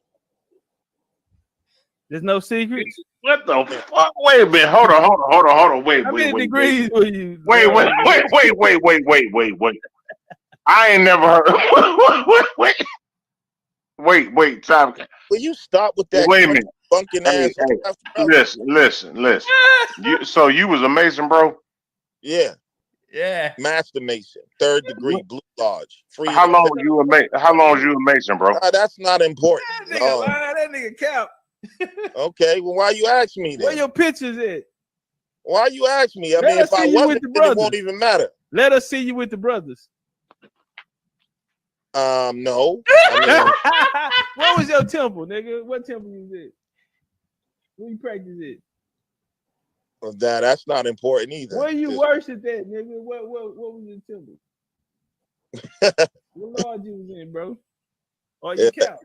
It was a pretty. He was a master Mason. Now I would have believed you if you was a little dues paying little nigga that'll, pay the dues to get one of them niggas clean the bathroom Masons or something like that. Nigga come in there, fold out the chairs and put them up. It's 3 levels. Sure There's 3 levels. Nigga come out here talking about he a big old master Mason. No, it's he not got even a global black plan for America. Nah, you sound like a goddamn CIA agent. Now because you couldn't deal with the information, we're about to go back into the gutter. Suit. They ain't even funding you, Lex. Hey, you know, y'all know the time for this, huh? He wants the knockout. I gotta get the knockout. Now we time. We finna turn this bitch up now. You know, you hit a nigga and he hurt, and they just jump on him and bam, bam, bam, bam, bam, put them combinations on the nigga ass. Nah, bitch, you hurt. Come here. Come here. Come here. Them hoes ain't even funneling you. Did I bring up anything about some Mason? Tell them hoes to spot you the money up front, nigga. They want Hold on. Did I come up here talking anything about Mason? Brother, you come up here with a I'm telling you, leader. Yeah, you come up here with a cheap suit, you're like a monkey. You come in here with a men's warehouse off the rack. You can't deal with the Queen of England. You can't deal with the. Boy, stop it. The Queen of England is dead. Oh, nigga, your ass come in here with a cheap, off the rack, men's warehouse suit on. Check. And nigga, you out here pushing this shit in these hoes, talking about I'm gonna pay you when you get done. Nah, fuck, they make them hoes spot you the money like they did John Henry Clark and them. Yeah, they gave them the bag, nigga. Man, you out here, you on some Freemasonic, Master Mason shit. Oh, you got a plan for the people? You brought up Mason. Brother, no, make them fund you like they funded the rest of the masters and Master Masons and revolutionary niggas, bro. How do people? You done slick your hair back. You done perm your hair and shit. What you think, you Detroit Red, boy? You done perm your hair like Detroit Red. You done slick your shit back. Yeah, we done seen you go slick your shit back. You got a cheap suit now. Come on, that stinky ass cologne. That cheap ass cologne you done got out the bodega. Yeah. Oh, come on, you nigga. Funny guy, bro. You smelling like a Middle Easterner, instinct. Brother. Yeah, you smell like an instinct. so now make them whole fund you, man. Like the other revolutionary niggas got funded. Hey, maybe I need to do that, brother. Maybe you do. Man, you know. So I'm gonna see what they calling you an agent in the chat, man. They saying you're an agent. He done. He done. That hoe took the gloves out. He said, maybe I do. Maybe I do, man. You know, shit. Why I ain't think of it? Why I ain't think to make them hoes pay me, man? You know what you right. Yeah, them hoes paid Sharpton. Them hoes paid Al Sharpton. Them hoes paid Jesse Jackson. Them hoes paid Martin Luther King, nigga. Yeah, nigga, why you ain't get, how you let them hoes trick you, nigga, into coming out here to be a black revolutionary in 2023, nigga? On my block. You done got caught out here on my block. Are you serious? And you got another weak ass pan, he can't do nothing about it. I told that hoe earlier, I said, you can't speak about African spirituality around me. Right or wrong, we got to understand it on that. He said, yeah, you got to understand. I did, nigga. You sit your bitch ass right there and tell this other nigga to come on get this work. Yeah, and then every now and again, I just go over there and slap shit out of him just for nothing. Just pop. Yeah, bitch, you get it. Yeah. This young nigga was thugging. They don't, man. It was 2023. Then, we fell back. No, this was the year of the war. We teamed up with the Aboriginal this shit. I think, this the year we went crazy. It was up. I don't think I seen one of these niggas since then. They're childish, man. Like, you know what I mean? They're not ready to have a real conversation. And they're just like a church. You go in there and tell them Jesus ain't real. Oh, you're a demon. You're a devil. Nigga, you can't deal with anything I said about social, political, and economic power. And you, man, nigga, you don't know one politician. You probably ain't even eligible to vote. Again, they coming out here with this shit, nigga. This ain't the 60s. We not finna sing Kumbaya. We not praise dancing with you hoe ass nigga. We not marching. We not going to Michael's or the dollar store to put together no motherfucking pickets. We not fucking with you Democratic ass nigga. We know you nigga, they done took the Social Security and US aid, so a lot of you niggas ain't getting paid no more. Yeah, that shit is defunded. These niggas done defunded you niggas. Fam, we not nigga, black niggas get knocked out. Black revolutionaries get knocked out around this hole, nigga. That nigga said, how many Indians y'all got? I said, I can't count. Nigga, it's too many. Nigga, it's too many. We too, yeah. I told him then, nigga, y'all, he talking about you in the way. Man, you know how many niggas told me I fucked the game up? Everybody said I fucked the game up. I just ate sunflower seeds on them hoes and told them, nigga, somebody come do something about it. It, nigga, I'm in a different place in my life right now. Amen. Nigga, I done gave my life to the Lord. Amen. Praise Jesus, nigga. Now lock them doors. Ushers, lock the doors. Close those doors. Now we got 385 people in here. All right. I had a $2,000 card note this morning. I thought I had took my bank card off of there. Them hoes took them hoes automatically took it out of my account. So what we gonna do it? Ushers close the doors. No bathroom breaks. We need $40,000. Yeah, we need $40,000 in this motherfucker. Nah, see, that's the game that they come from. That's the world that they come from. Nigga, I was banged out, nigga. I'm nigga Wild Wild West, nigga. Everybody gonna get it because yeah, I'm mad. I'm mad at everybody, man. I'm mad at the motherfucker because what the, you know, like a black revolutionary, they were so easy. That's easy money, but at the same time, it's like, bro, you gotta wake up and understand you under a curse. If you can't even see outside of this shit, why are you in here coming with a plan that some niggas used in the 70s that didn't work for them?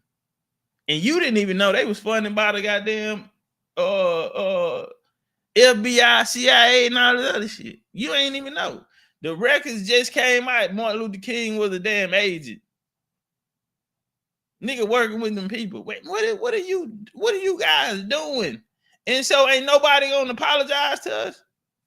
Y'all done trap niggas in the black shit and don't even know that you niggas that didn't even know how they got black.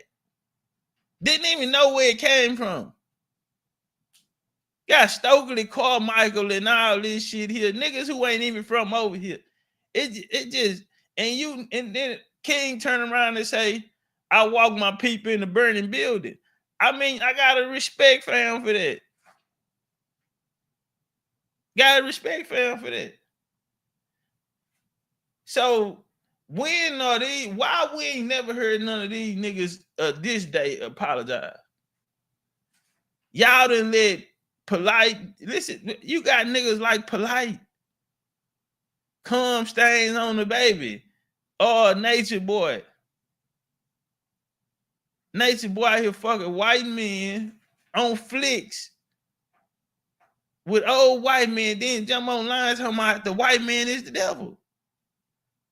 Man, what the fuck is going on? Like, nigga, how you don't see this shit as a curse? It's like witchcraft, and you gotta, you know, me coming from a different world, you know what I'm saying? Me coming from a different world, coming from the game, you know, and you gotta watch for the lion, tigers, and bears, the snakes and the rats and the, you know, you dealing with all these type of personality. I'm coming from a whole different world, and a nigga talking to me and not, you know, I know when a nigga trying to play on me. I know when something don't make no sense. You know, it's like, so it was so easy to just counter this shit, you know, and I'm trying to tap fam and wake them up, but you so locked inside this world that somebody else created, you know. I'm not you. Listen, homie. If you are working, if you're doing any type of work and you're not good at it, it's not progressing, then they gonna fire you, fam. They gonna let you go. If you have a plan and it's not working, then you gonna scratch it and have to make a new one. Right now, nigga, they trying to see who need a quarterback in the NFL, who need a point guard, who need a big in the NBA. Just because you got people at the position don't mean the motherfucker is productive. And that's what I'm saying about the game. Is the Indian shit getting oversaturated, nigga, because you got so many people coming from this paradigm and they ain't had no therapy, meaning no real schooling on this shit. Nigga ain't even changed your mind on how you think. All you did was change up your motherfucking vocabulary. You know, so the curse still in you, nigga. The spell still on you. You still got that shit in you. That's why the FBA shit, you know, the reparation shit is still around them niggas. It's sitting around politics. Whatever the politics do, if you want to know how they niggas, go watch CNN. So now nigga calling Man Jones a hoe, but for years these niggas been, you know, puppet mastering these niggas' emotions. And that's why you had, no disrespect, but you had Butch, you had bulldaggers running it. You had bulldaggers out here shaping the minds of people, and you not even understanding the DEI going on. Yeah, you ain't even understanding yet. Now when you do wake up, they got tampons in the motherfucking boys' bathroom. Fam, you had something to do with this shit. If you're black, like earlier, I played that old school FBA joint. Nigga, I got so many of those. I'm saying it because I was there, homie. It ain't just there because it was just reparation. You had Freedman niggas. You had ADOS. You had ADOS 2.0. You had all kind of shit. Today, they got some new shit called So Lun. I said, I know you lying. I know you lying. I know y'all ain't just came out here and made up some more new shit. These niggas got a Black American flag. Fam, you doing too much. You doing too much, fam. These niggas got a Black American flag. I don't even know what's the nigga name that made it. That bitch probably, yeah, they got a Black American flag, and these niggas got the nerve. I mean, just desperate. You gonna fuck on the first night.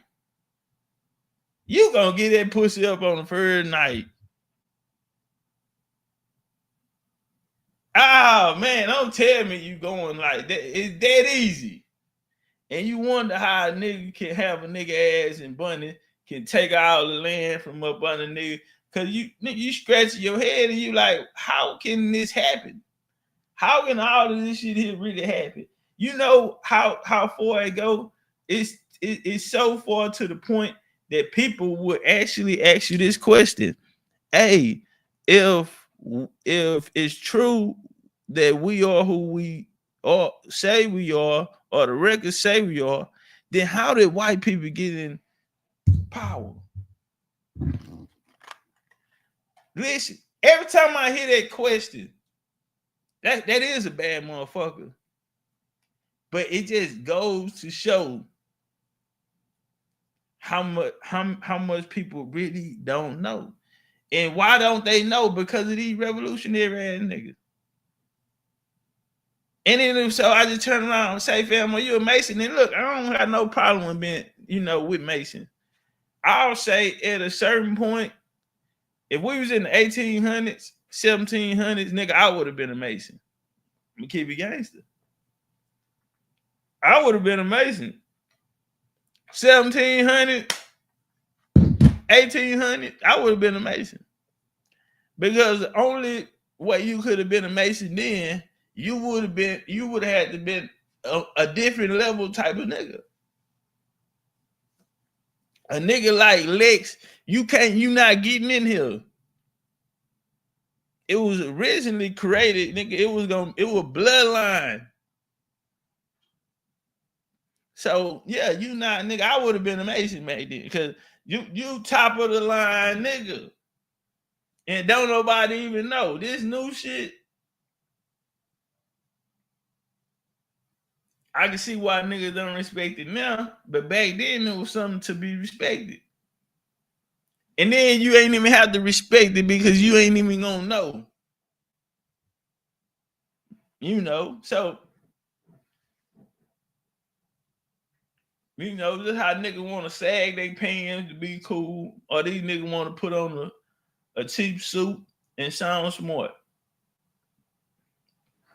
I remember I came in the game, and everybody, if you hear them teaching, these niggas really trying to talk like a real teacher. They niggas be trying to sound professional and smart. And I come out here and just be myself. And there was so many people say, hey man, you need to change. I remember this one female told me that she was like, you need to change your message if you want to reach certain people.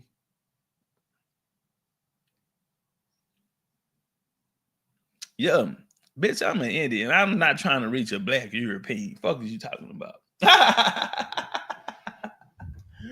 Bitch, just give me all the niggas. Since day one, what I said, I just want the niggas who gonna fight. All the other shit, nigga, I don't care. Nigga, I just want niggas who gonna fight.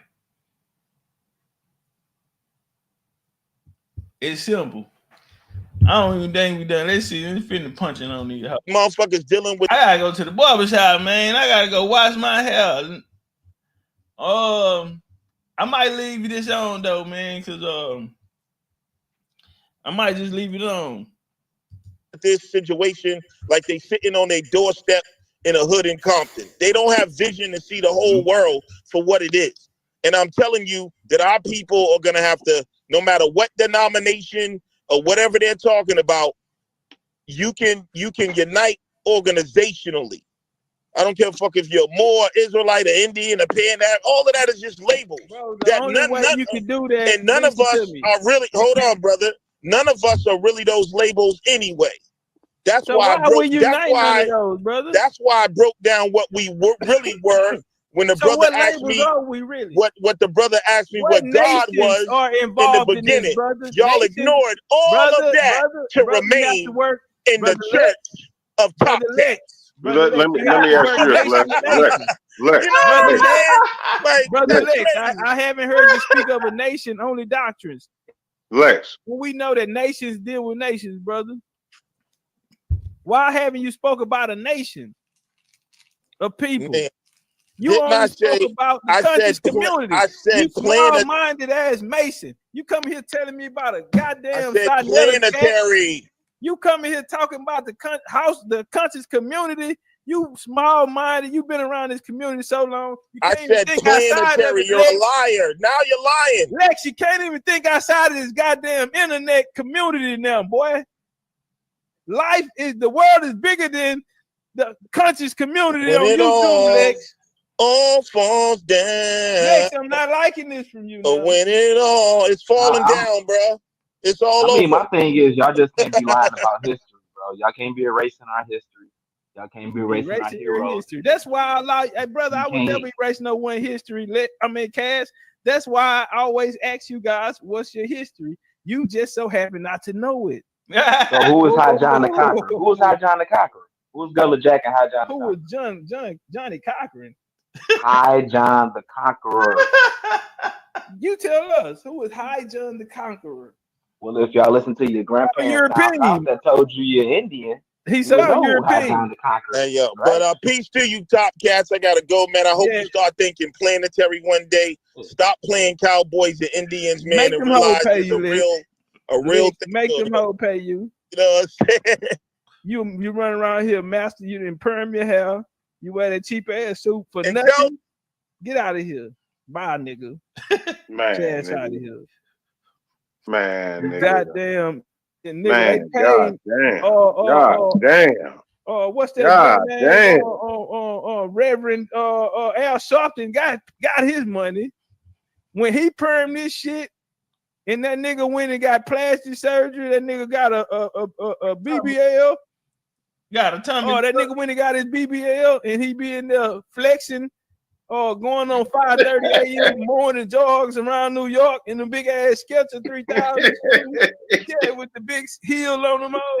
Oh, nigga, if he can do it, I know you can do it. Make them Hey, look, top with the P-Lives on. You feel me? In the feet of them hoes tied up tight. Big old bow tie on them hoes. Yeah. Big old bow tie not in them hoes.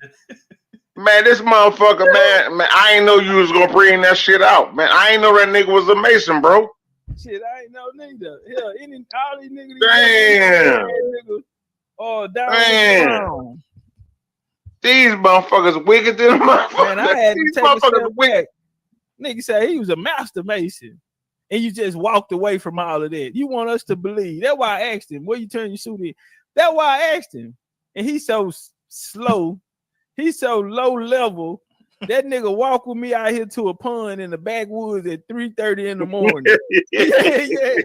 And I put a double gauge out on that nigga. Yeah. He heard that bitch cocked. He turned around. What's going on? Nigga, how in the fuck you thought I thought you was smart? That what got me. I told that nigga, damn, man, that was some deep shit you just said, man. Damn, I didn't know you was that intelligent, brother. This nigga hit and walk with me.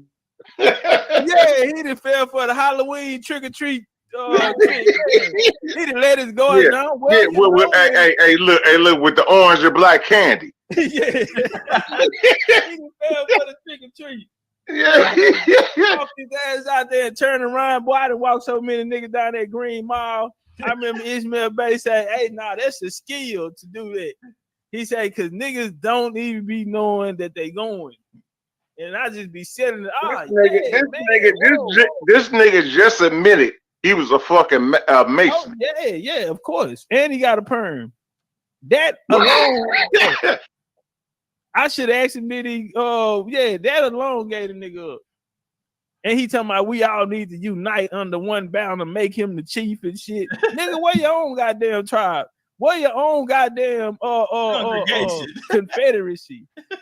What are people? Why you by yourself with this old hellified ass plan that you done presented?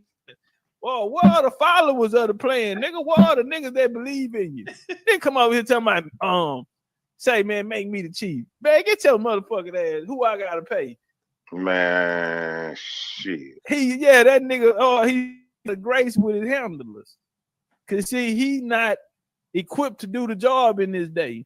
That nigga done been, we didn't see him go through different denominations. Whole time he a Mason.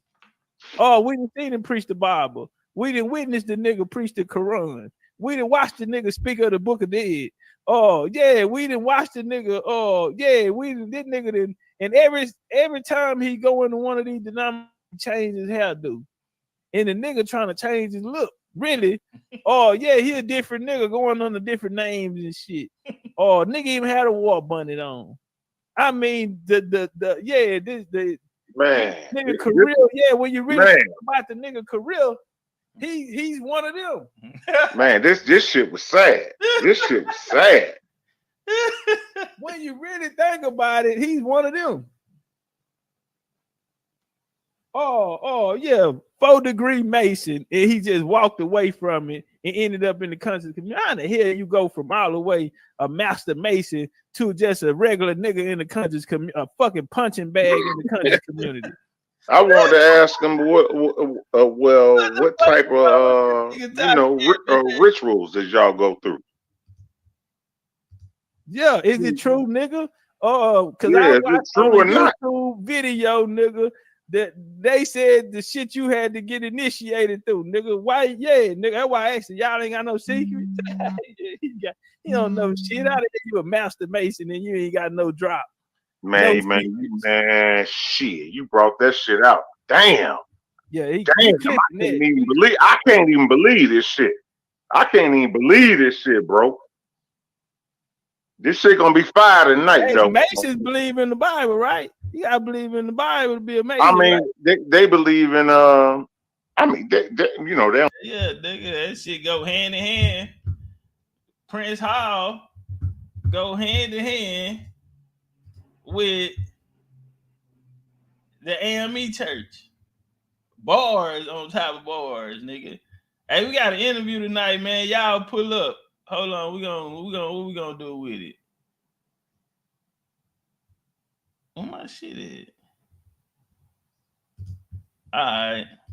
I'm gonna leave a little drop on for y'all, man. And let's walk. We're gonna go here. The Immigration Act of 1924, better known as the Johnson-Reed Act.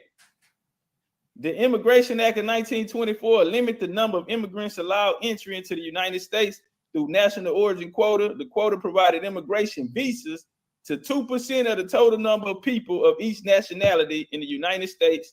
As of the 1890 national census, it completely excluded immigrants from Asia. And that's gonna make sense because right now we got a lot of these conversations about Asia. You just seen them sign in the Asian hate bill. And we got a lot of conversations about these Asians, and people don't understand that Asia have a long, long history here. What, 1800s? For as it has a long history here of the U.S. We'll go through that. 1800s. All right. That's where these conversations about these Native Americans gonna come from. Niggas don't understand the history of Asians here, bro.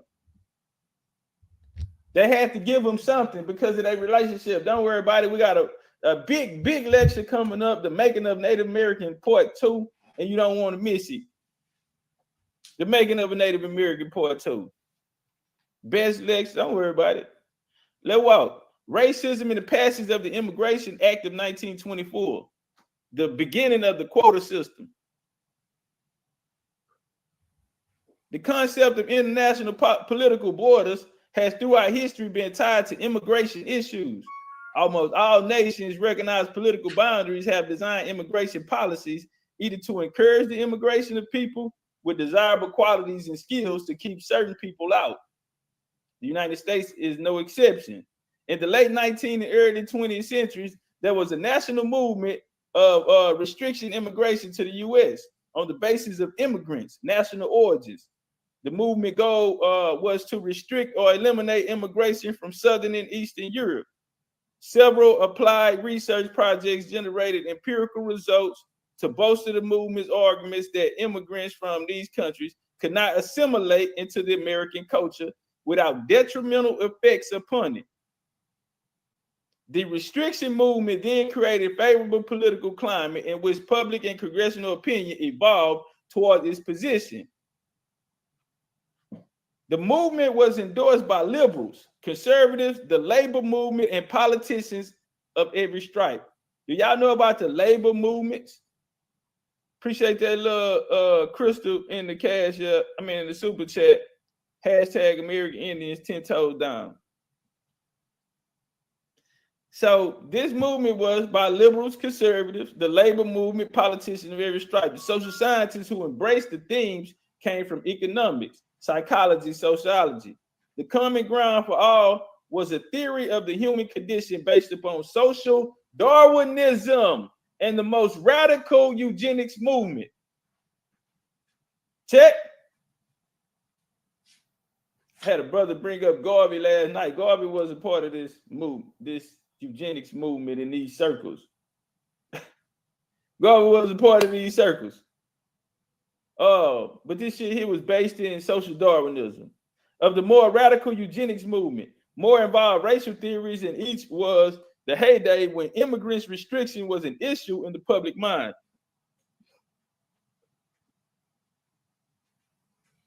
It would be further argued that the result of the movement was a national immigration quota system that favored immigrants from preferred areas, Northern and Western Europe, at the expense or less preferred areas, Southern and Eastern Europe. This act centered around white immigration. These were white folks trying to get their numbers up. See, they come back and write the history. They come back and write the history now, but before then, these are white people. White folks got their numbers up through immigration, not through white folks coming here being slave traders and slave owners and shit. That's what a lot of people have in their head. A lot of people coming from this Pan-Africanism background or have been or school, been socially constructed to believe that white people are superior. And when we believe in this history, that's what we're buying into. But white folks came here through immigration. They are the largest immigrant population here in America. Check. And that's how we got to keep our foot on them. White folks are the largest immigrants in this country. Largest body of immigrants in this country are white folks, period. And we sitting around this hoe acting like these niggas got all the sovereignty in the world. But these type of bills was passed for them.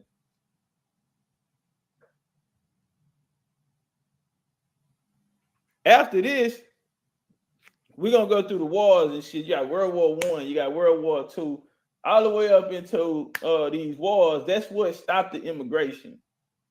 That's what stopped that immigration. From there, we'll see a lot of our brothers be sent to war. Brothers and sisters go there cooking, fighting on the front lines. The culture of the U.S. Army has always been American Indian culture. The culture of the U.S. Army has always been American Indian culture. I got a lot of my homeboy got a cooking. We got a restaurant there in Houston. It's a food truck, but he learned he popular though. He cooked for a lot of people. That nigga cook in different states and cities and shit. But that nigga come up cooking in the army, bro. Cooking in the army. And when he got there, he met old niggas who been there, bro, 30, 40 years. Been there cooking 30, 40 years, bro. And they gave him a lot of his recipes, bro. They gave him a lot of the secrets and shit to the game. But this is what I'm saying, like, it's our culture. Shout out to this sister. She came in the other day and she was speaking about how she watched the documentary about Vietnam and the black soldiers was over there saying they had to go over there and show them niggas how to cook chicken. They had to go show the Vietnamese how to cook chicken. That part, like we taking this culture and through these wars, a lot of these other countries and shit was able to benefit out the culture of us. And this is something that they practice in their everyday life now. But it comes from us. But after these wars, in 1941, you had what was called the Atlantic Conference. And the Atlantic Charter was the Atlantic Charter. The Atlantic Charter was a joint declaration released by the U.S. President Franklin D. Roosevelt and British Prime Minister Winston Churchill.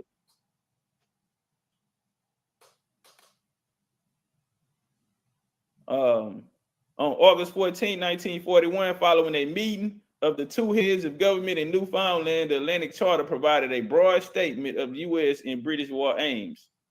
While the Atlantic Charter on August 1941 was not a binding treaty, it was nonetheless significant for several reasons. What was that? First, it publicly affirmed the sense of solidarity between the U.S. and Great Britain against Axis aggression. Second, it laid out President Woodrow Wilson's vision, for post-war world, one that would be characterized by free exchange of trade, self-determination, disarmament, and collective security. Finally, the charter ultimately did deserve an inspiration of colonial subjects throughout the Third World, Algeria, Vietnam, and they fought for independence. Well, it was no different than a scramble of Africa. Brussels conference where niggas sitting down and they discussing business, who gonna get what, how we gonna run it, right? It was a reset of the scramble of Africa. It was just a reset.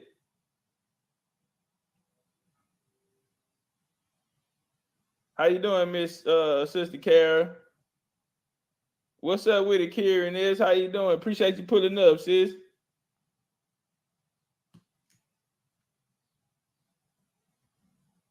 Now, this is basically the reset button of the scramble of Africa.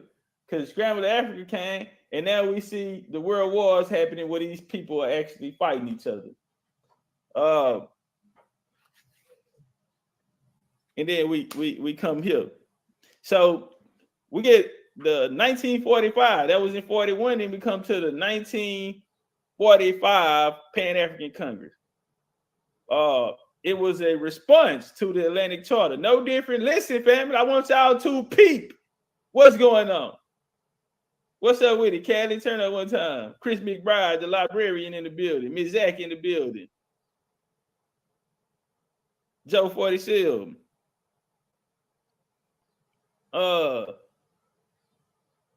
So like we said earlier, bro. Okay, so we had the Scramble for Africa, right? Now, what was it? I should have put this slide up here, bro. What was the response to the Scramble of Africa? The response was Sylvester Williams and the African Association, what they brought out the Pan-African Conference, which became the Pan-African Conference. Why was that built? It was built it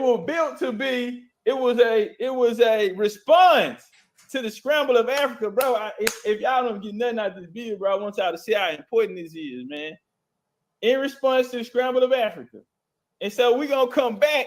You're gonna have the Atlantic Charter. It's the reset button, like I said, it's the Scramble of Africa all over again. And so here come these niggas again. See, that was the Pan-African Conference then. In 1919, Du Bois made the Pan-African Congress. So now they're gonna come back. This is gonna be the 5th Pan-African Congress. Okay, 1945. Check. So when we show back up, look out, here come all these niggas again. I'm born here in the building. What's up with it, OG? Turn up one time. Here come all of these niggas again. Son. In response to the Atlantic Charter, the French African Conference was held in Brazzaville in 1944. The French rejected any ideal of autonomy of self-government for the colonies. The compromise was that the representatives of the colonies would be elected to the French Legislative Assembly. The British passed the Colonial Development and Warfare Act in 1940, but would not make commitment or set a timetable for African independence. The British believed that Africans would require another 80 years of colonial rule before they can self-govern. This the fifth Pan-African Congress. This is where it's gonna change everything around. Africans, however, and listen, family, this all ties into this black shit. This all ties into what's taking place today for immigration. That's why we started on immigration. Man, please pay attention to this bill, bro. I know I just made it. Ain't taking me about an hour and a half, 2 hours to make it at breakfast. But goddamn, it's 2/2/22. And I say, man, I gotta go out there, goddamn, and say something.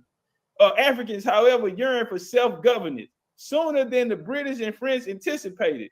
In October 1945, listen, African activists convened a Pan-African Congress in Manchester, England. Why it ain't in Africa? Why y'all love going to England and London and all that? Boy, why it ain't in Africa? You black European ass niggas. Black Europeans. They gathering included. Listen, guess who all it is? That's why I don't be listening to these niggas running around here on the internet. We told them niggas from the first Pan-African Congress, you niggas don't qualify to be true Pan-Africans. Because when a true Pan-African, look who was there. Gathered included lawyers, teachers, writers, politicians, so forth on. These niggas running around here ain't none of them. These ain't no real Pan-Africans, bro. Let's walk and talk. The gathering included these lawyers. Guess who was there? Including Jomo Kenyatta, Kwame Nkrumah, W. Du Bois, Hastings Banda, Dooley Thompson, Awolowo, Amy Ashwood Garvey, Marcus Garvey, old wife, and Jaja. Although Britain renounced sovereign authority over South Africa, the power, listen, they gave them, they said, you know what, South Africa, we're going to give y'all power. We're going to give y'all power. And you know what happened? They gave it to the white folks. The whites out there, we're gonna get African, we're gonna free Africa. But they gave it to the white folks, the white Africans. So this 1945, now you look at the people that's there. Because these people that's present in this movement are going to go on to this movement right here. From this, they're gonna get that. Hey, bro.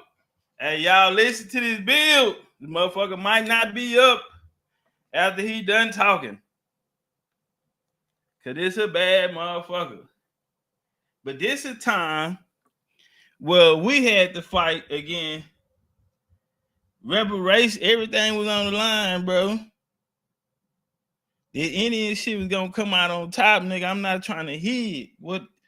So we bombing. We look like the U.S. over there with the Houthis right now, nigga. We hitting everything. You have to. You had to. It was so many targets on the board, but we gonna get an understanding. Stay independent. And a lot of people that was present at this conference, guess what? They're gonna become the niggas who the leaders. They are the ones who sitting down with these white boys, bro. They trying to make it like, oh, them the white folks, these the black. No. Bro, it's all the same. It's no different than the first Pan-African conference. That's that nigga cousin. George Bush and Obama's cousin. He say the boys hated Garvey, but the ex-wife at the meeting, yeah.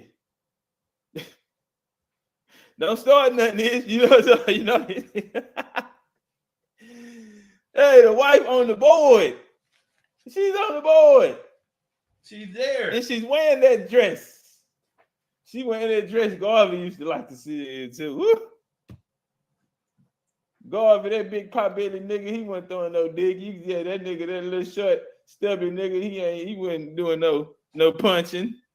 Black European shit. That nigga ain't doing no motherfucking punching.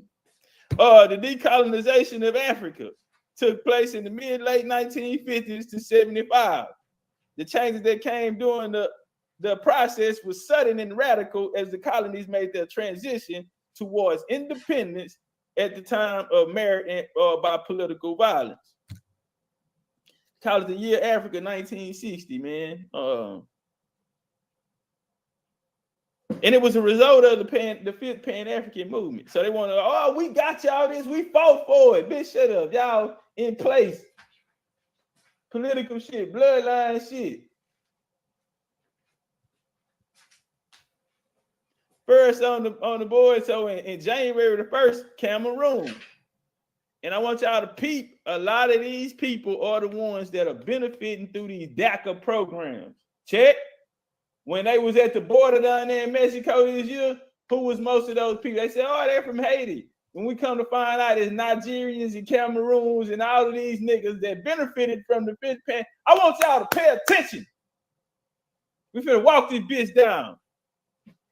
Cameroon, a former German colony divided between France and the United Kingdoms in 1918. Cameroon acquired its independence thanks to the armed movements. Less than a year after the United Nations announced the end of the French control. French Cameroon proclaimed its independence. The following year, the southern part of the country under British control merged with the north on May the 5th, 1960. Umar Wadalo, can't say the nigga name, was elected the country's first president. Amadou Owalu, I always had trouble saying the nigga name. We're gonna call him Amadou. Divided into the federation of three regions, north, east, and west. Here come Nigeria. All right. The largest population over there in Africa. Here come Nigeria on October the 1st. The Democratic Republic of Congo. How the hell you get Democrats in Congo? Bro, y'all just let shit happen and don't nobody say nothing. How the fuck the Democratic Party get to Congo? Anybody ever ask themselves that? This is 1960, Jack. I got a quick question. When did this Democratic movement pop off like that for niggas? 1960. 1960. Martin Luther King was on probation violation, and the Kennedys was running for president at the time. Kennedy's running for president. This nigga on a probation violation. The Kennedys contacted Coretta Scott King and said they wanted to help. And then here come his daddy. Here come Martin Luther King daddy, cool with him. And we know them Kennedys was Irishmen. And when we go down that line of King daddy, we go back to 1830s, to the 1830s, when King grandpa and them came over here. King great-great-grandpa and them came over here from where? Dublin, Ireland, nigga. Dublin, Ireland. Protestant shit, nigga. Bro, don't get fucked off in here, man. I want y'all to see how this shit connect. And then in 1960, they run this play, same time where these niggas getting their independence, Democratic Republic of Congo type of shit. And these niggas rallying behind the Democrats ever since. They walked this bitch down. The year of Africa, 1960. Well, one of these people that was very instrumental in this, maybe the most famous out of it, was Kwame. He was born in Zima region of Ghana. He traveled to the U.S. in 1935. I want y'all to pay attention to this. He traveled to the U.S. in 1935 to pursue higher education. Ain't that what these Africans telling you now? They coming over here to get education. And he went to University of Pennsylvania, the first historical black college and university, HBCU, in the country, founded during slavery in 1854. And when he leave, this way he come. He got to get it on his resume. He got to get it on his resume. Hey, hold on, y'all. Give me a second. Let me grab something. My bad, man. Let me go grab something.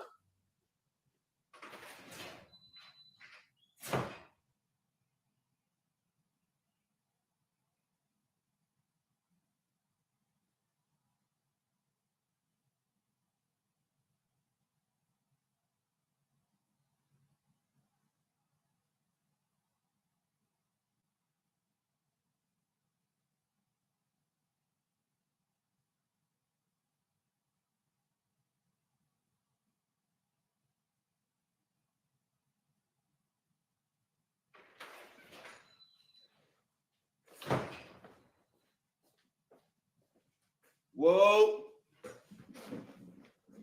I know they told me, man, hurry your motherfucking ass up, nigga. My bad, brother. Let me, had to go get me a body armor drink. Shout out to LaDon Rivers in the building, American Indian Mitch, Brown Hogan and Ho Oriel Smith. I see you, man.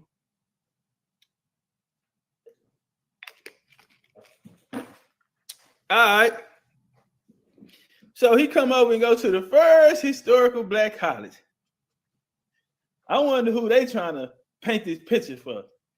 You got Africans at HBCUs now, huh? Check. Not no regular African. I know little bit. Jump on that like button for me. Tap that like button for me. Build atmosphere for improvement. Who studied the social sciences, philosophy, and theology. He became involved in the African American struggle. He became a part of the struggle. They wanted to show y'all that Africans and African American, they are fighting the same struggle. You're facing the same oppression from the boy. Do y'all? I'm hoping, but I know it was fast, and I ain't need to sit down on my punches, man. But I said I gotta put something up there, bro, because if I just tell them, it probably ain't gonna hold the same weight. But they've been trying to interlock this struggle. Now, this is before this nigga became prime minister or president. Check. This on the way up shit. This the shit you gotta go, shit you gotta go do first. It's no different than when John Campbell said, we're gonna take those Africans, train them up in our schools, and send them back as returnees. When they came out with the HBCUs, what became later the HBCUs, through these Quaker movements, same line that the Pan-African gonna come through, because this who started putting them up first. They the mission was to create Negroes. It was the mission to create these people, to send them back to their people as missionaries. That's when the doors of HBCUs was open. It was missionary school. And we sat here on Howard University. We played the clip. Y'all remember we played that clip, and that dude said, well, Howard was created to be a missionary, to build Negroes up and send them back out to their communities as missionaries. He said, now that day is gone now. I want y'all to, so here he come now. He say he involved in African-American struggles through the work with the African Students Association. We're going to have to come back and do a whole piece on the African Students Association. Because all of it is going to be tied, and all of this shit is working through government programs that are being funded here in America as well. That's why we're going to have to go through it a little deeper so you can see. Where he served as president for several years and as the Council on African Affairs with W.E. Du Bois, Dr. William Houghton, and Paul Robeson. And these niggas who they teach us to love and respect in history and the whole time, bro, they're not working with you. They're working with the system. So what they're doing out of this is an ideology gonna come out of this shit, right? And a lot of us was indoctrinated by it. He became a licensed Presbyterian clergyman, bro. Jesus. I'm trying to figure out what in the motherfucking Pan-African missionary. Why every time it's something to do with you, Pan-African Jesus involved? Wherever they go, Jesus there. Nigga, a Presbyterian clergyman. Get what this allowed him to do. It gave him access to speaking engagements in numerous African-American churches. They got Big Mama and them on the pew and them, and they're listening to this African boy. They done brought this goddamn immigrant over there. He's now become a part of the struggle, family. Edge up in the back of the motherfucking head. European shit. They trying to get you niggas acquainted. This when they were bringing these boys around here, warming you niggas up, trying to get you niggas acquainted. Get you niggas acquainted with them. They're going to tie it in together. Check. And see, this at a time before it was black. Before you could look at a nigga and say, oh, we all black. This was before then. Niggas weren't doing that then. They had to tell you who he was. He's an African. They made a difference between it. He didn't fit in the Negro movement, but they tried to come and say, you know what they going through, what they going through over there, we going through, it's the same system. We need to fight it. Let's walk. Leaving the U.S. in 1945.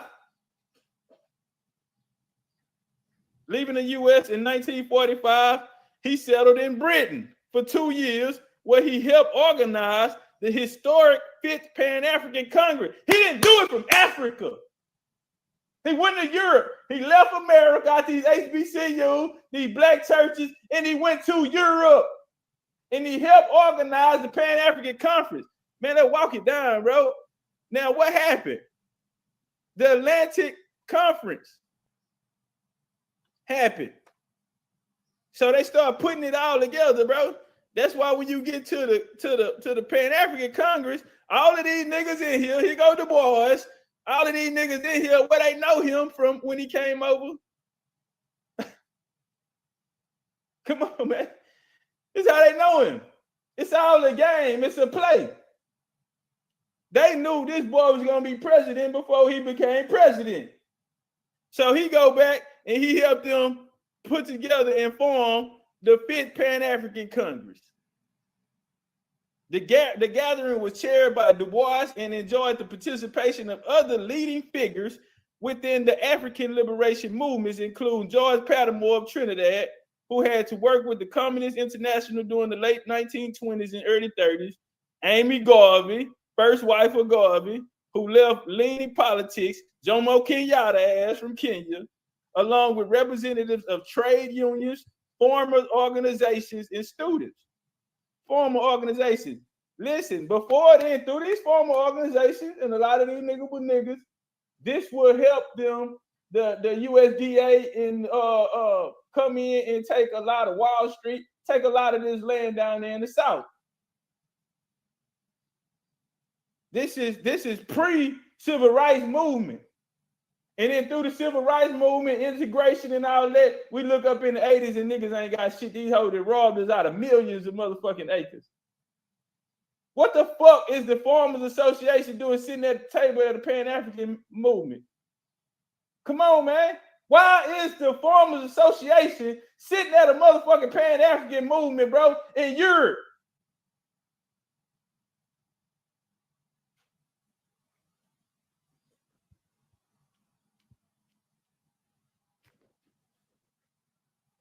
We go through the 60s. We come into the 60s. So we in 1961 now. Appreciate that love, Crystal. Is that the same one or am I tripping? Appreciate that love. She said, just because I support the agenda, hashtag American Indian. So in 61, Kennedy come. Now you got to remember who helped Kennedy get that? King them. They put King them behind them in the 60s. Now the Irish boy is president, Democrat shit. Now they can open up their agendas. They are on the same type of time that then you got the Year of Africa. Now these black folks are running shit in Africa now for the first time. Black faces in place. The Peace Corps is an independent agency volunteer. Hold on. On the day after his inauguration on January the 20th, 1961. I should have put that slide up here. The day after his inauguration on January 20th, 1961, President Kennedy asked his brother-in-law, Sargent Shiver, to head a task force to assess the feasibility of a Peace Corps. 1 month later, Shiver delivered the report to the president on the Peace Corps. On March the 3rd, JFK signed the executive order 10924, which established the agency of a temporary pilot basis. So just like this year, when Biden got in office last year, when Biden got in office, first day in office, what did he do? He signed a bill that will bring over illegal immigrants. Man, come on, man. Y'all, man, I don't know if y'all niggas really paying attention, man. I don't know if I got up a little too early. I probably should have gave this shit a little more time so it could be a little more clear. What's up with it, Phoenix Moon? Turn on one time. I don't know if I should have sat down on my punches to make sure this shit become a little crystal clear, man. But this nigga first day after his first day, he go sign the bill that they finna put a play together called the Peace Corps. The Peace Corps is an independent agency volunteer program run by the United States government, providing international social and economic development assistance. The program was established by Executive Order 10924 issued by President JFK in March 61 and authorized by Congress on September the 22nd, 1961 with the passage of the Peace Corps Act.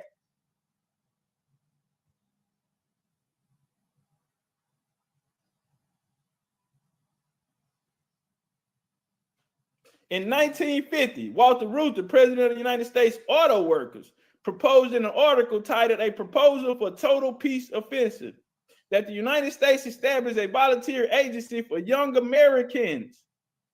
To start a volunteer agency for young Americans to be sent around the world to fulfill humanitarian and development objectives, to be missionaries. Let's walk.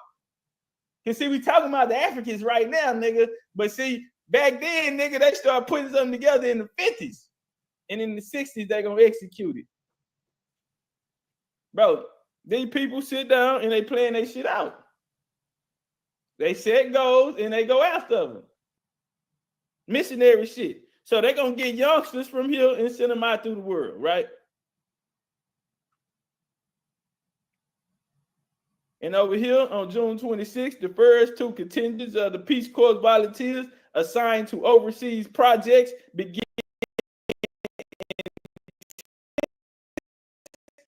intensive in Texas Western College in El Paso. So before they sent them out, family out, this is what I want y'all to understand. Before they even sent these people out, they sent them to schools to go get trained up. Check. They went to go build them up first. See, first you had to go to school. Man, I don't think y'all heard me. Before they sent these niggas out on missionary work, before they sent them out on missionary work, you had to go through a program. Check. He would later travel to the U.S. in 1935 to pursue higher education. That was in 35. You know why? They had to go train him up, get him his experience. He teaching in black churches, getting around the African American experience. Huh? Why? Because he was going to be the motherfucking president. You had to train him up first. I want y'all to peek this shit. They talk about Obama. What Umar say? They knew this nigga was going to be president before he became president. That's how this shit works. And so they sent him over there, Rutgers, on the 26th of June, and y'all got their first ones down in Texas as well. Appreciate that love, Crystal, in the super chat again. Joe Jack in the motherfucking building. He say, fuck them nice and Templar as Europeans. Fuck them. Ghana 1 was the first Peace Corps post with volunteers on the ground. They began duty on August the 30th, 1961. The Columbia 1 and the whatever the fuck programs were the first to start preparing trainees. Were the first to start preparing trainees. You gotta go through a training for this missionary. They not playing. Cause we're trying to figure out how in the hell all this shit going on today and what's happening there in 2022 where they've been walking us down, bro. They've been walking this shit down. Before they came with an African American, before they came with a Black Power movement, before they came with a dashiki, they had to go train these niggas up first. They had to train them up first. They start preparing trainees for their assignments. Both groups started training in the United States on June the 25th. And right here, we have a picture of students and staff at the Ghana Institution of Journalism in Accra, Ghana. Students at the institution came from all over Africa and from India, and they all had some journalism experiences. They studied for 2 years, then they returned to their homelands. Check. Ain't that some HBCU? Ain't that what we just said they did with the HBCUs? Ain't that when they came in with the Niger expedition in 1841, wasn't they training them niggas ass up, and then what, they come back as returnees? Go get them niggas. Go back in your community, mama and them, your cousins, your friends since you was young. Oh, we ain't seen you in a while. You come back, nigga, come back, suit, ties, and hair slick back with an agenda from the white man. With an agenda from these black colonizers. And see here, black face, they put money in him. They put money in him, and behind him, he could go to his community so he can earn their trust and their love because he finna rule over these motherfuckers. That's how you go build up a nigga.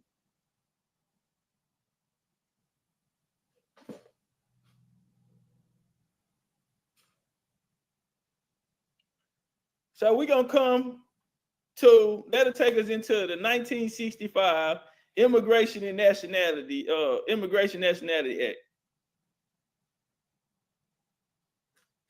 HR 2580, man. On this day ceremony at the base of the Statue of Liberty, President Lyndon B. Johnson signed into law Immigration Nationality Act of 1965, commonly known as the Hart-Celler Act, after its two main sponsors, Senator Philip A. Hart of Michigan and Representative Emanuel Celler of New York. The law overhauled America's immigration system during a period of deep global instability. For decades, the federal quota system has severely restricted the number of people from outside Western Europe eligible to settle in the United States. passed during the height of the Cold War. Now, 1924, that's where they'll talk about the quota. It's all white immigration up to that point. They were getting their numbers up with these white folks. And so now they come back because you got this plan in place. You got all these other things that's taking place. Civil rights movement is booming. Civil rights movement is connected with some of these Africans that came over that they was cool with. And let's walk.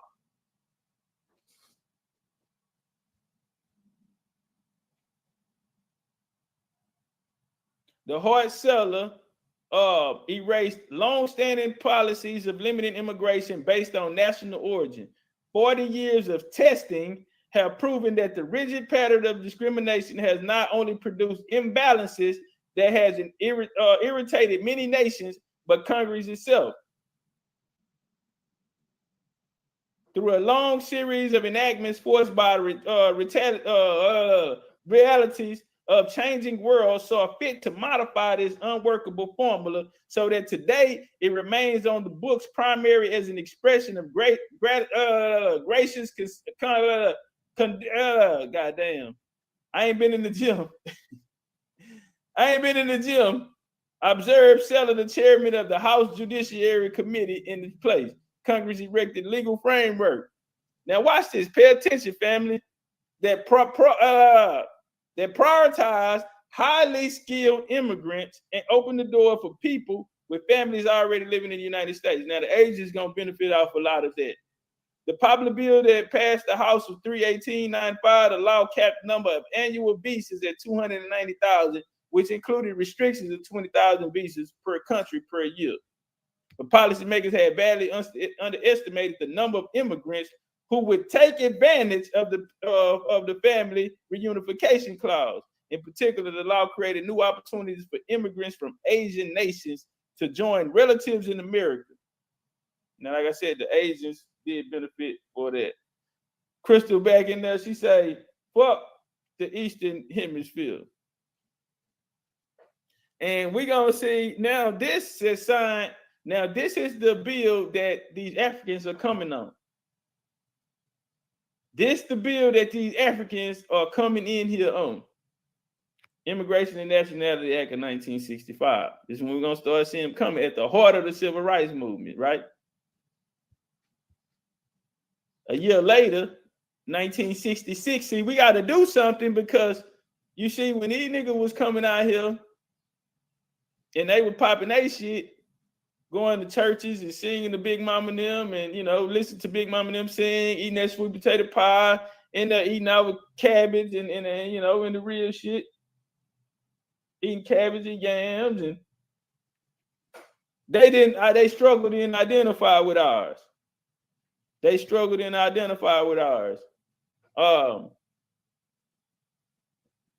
So after this Immigration Act, what we bringing, now Africans are able to come over here and be nationalized. A year later, after that bill was signed, 1966. See, before then, they were Negroes. Check. They were Negroes when Kwame and Nkrumah them was over here, when Kwame and them was running around. They was Negroes. They were Negroes, and Kwame and them was Africans. So now we got this whole policy together. It don't fit no more. We need something to bring them all together, family. Check. They need something. Listen. These niggas were Negroes. We got the Ghana movement. We got these niggas over here. They're connecting it now. You sending these niggas out from the U.S., send them as missionaries over there. We trading games. They coming to our education centers over here, schools over here, and shit getting trained up to go back to their people as returnees and get a game. But see, something is holding us back because it ain't all the same. You feel me? It's still separation there. We need something to bring it all together. Check. We need to bring it all together. And so Black Power, this is how Black Power killed the Negro. It started its decline in 1966, talking about this Negro. And it was totally uncaused by the mid-1980s. The turning point came when Stokely Carmichael coined the phrase, Black Power at a 1966 rally in Mississippi. Until then, Negro was how most Black Americans described themselves. But in Carmichael's speech and in his landmark 1967 book, Black Power, The Politics of Liberation in America, he persuasively argued that the term implied Black inferiority. Among Black activists, Negro soon became shorthand for a member of the establishment. So if you was a Negro back then, they'll say you was a Uncle Tom, a coon. Check. A Negro was a nigga who worked with the white boy. And this was a way that they was able to separate it and be able to, man, it's cold, bro. You want to know what happened? This is what happened. Where the hell is Carmichael from? Carmichael from the islands, from the Caribbean. These niggas ain't from here. See, now all of these niggas are coming here with authority, speaking, telling you who you are, leading your movements and shit in the name of the civil rights movement shit. We look up today, now it's your Candace Owens. It's your so on and so forth, these politicians out here, and all of them saying what? You niggas don't need no reparations. And if y'all get reparations, even though I'm from Jamaica and the islands and shit, I deserve to get it too. Why? Because we all Black, baby. We all Black. We all got the same struggles. And they were looking for a way to tie it in. This how they tied it in. You got, first off, you got a nigga who ain't even from around here telling you what you need to be doing. Telling you that you shouldn't be a fucking Negro no more. Why? Because he can't be implemented in that. He don't reap those benefits out of that because he don't have the bloodline to have that struggle that you went through here in this country. So we need to do away with that. And you open the door for these open borders. See, now your shit become open borders. Everybody else pile in and get under the same banner as you. And what banner did they bring that under? Black Power, baby. Black motherfucking power. Prominent Black publications like Ebony switched from Negro to Black at the end of the decade, and the masses soon followed. According to the 1968 Newsweek poll, more than 2/3 of Black Americans still preferred Negro, but Black had become the major majority preference by 1974. Both the Associated Press and the New York Times abandoned Negro in the 1970s and the mid-1980s. Even the most hardbound institutions like the U.S. Supreme Court,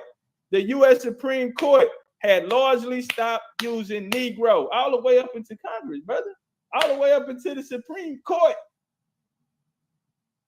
And y'all don't think, you think some niggas in the hood can stand up and say, we ain't fucking with that, we Black now, and the Supreme Court gonna stamp that? If the Supreme Court and the American government didn't have anything to do with you niggas changing this title, why? So it can fit these laws that they just put in place. The HR 2580s, nigga, they done put all this money into the Peace Corps. You got JFK coming here signing this shit here into law, nigga. 10924 and shit, nigga. The government got everything to do with this here. How the fuck the Supreme Court gonna listen to some niggas in the street? It don't work like that, Jack. It was a setup. Man, let's walk these bitches down. Walk these bitches down.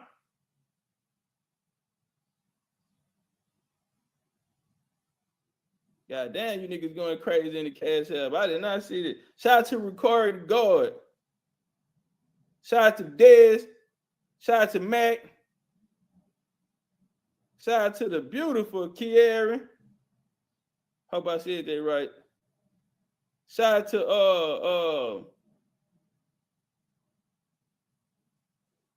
Malcolm Moody. Shout out to Al.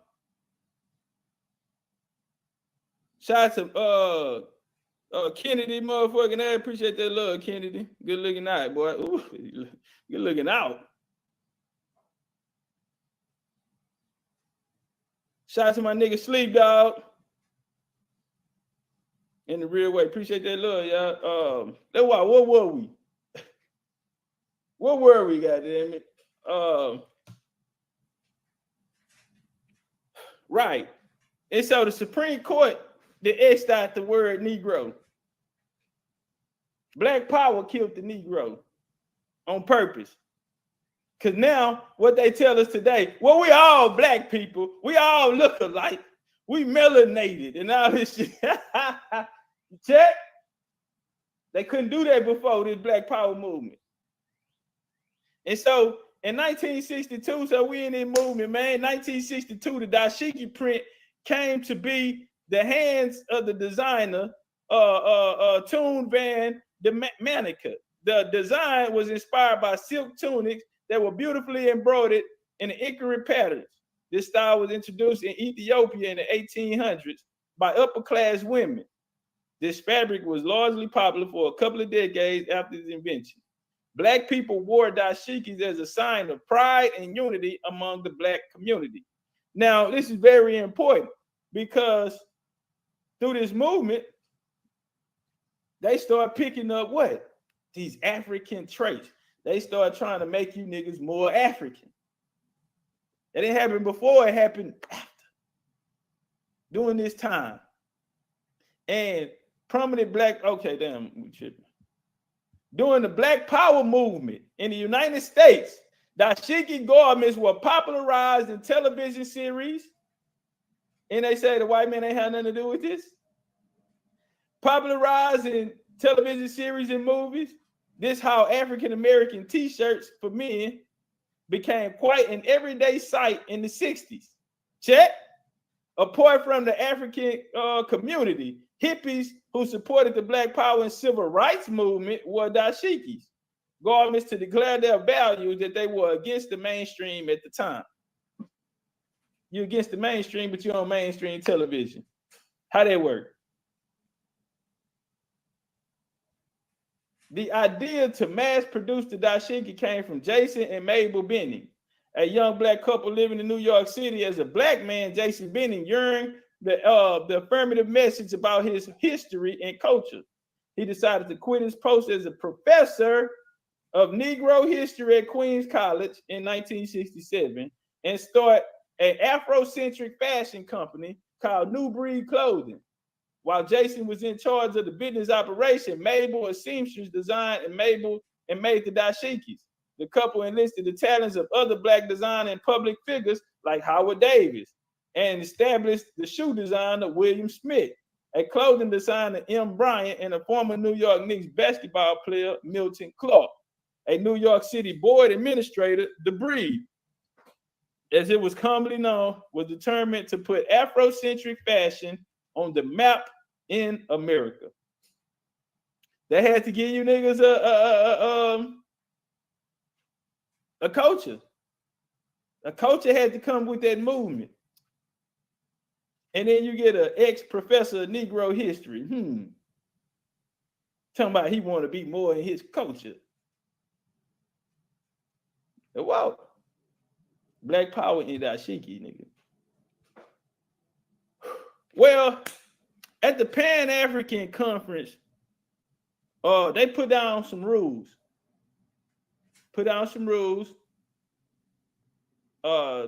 Toilet break say Negro.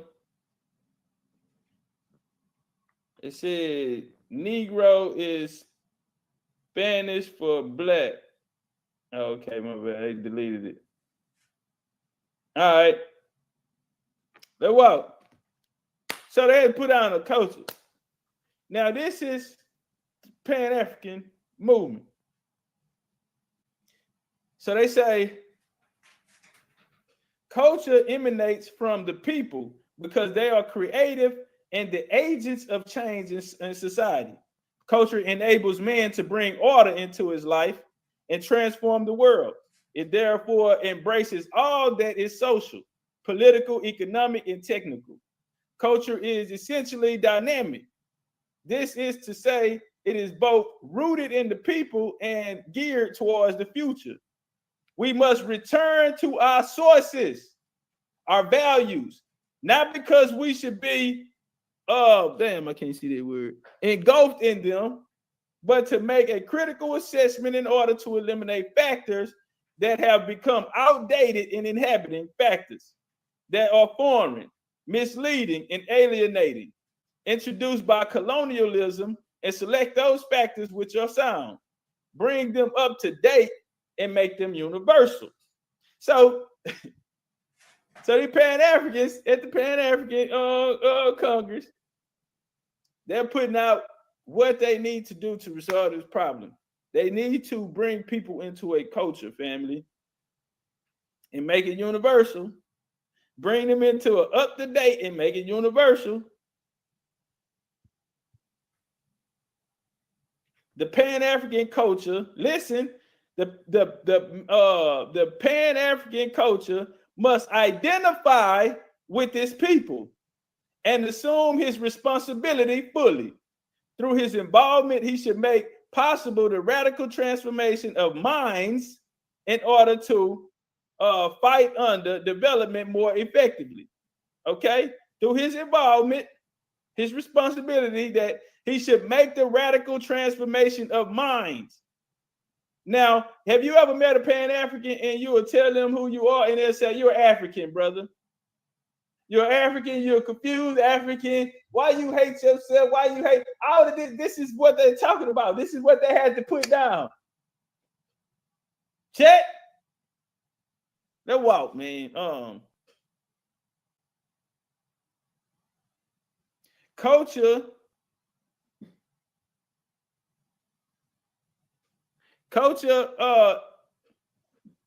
Damn, I can't see this crossed out. From the people, and should remain with it. We should at all costs ensure that it is not exploited by a minority class or caste.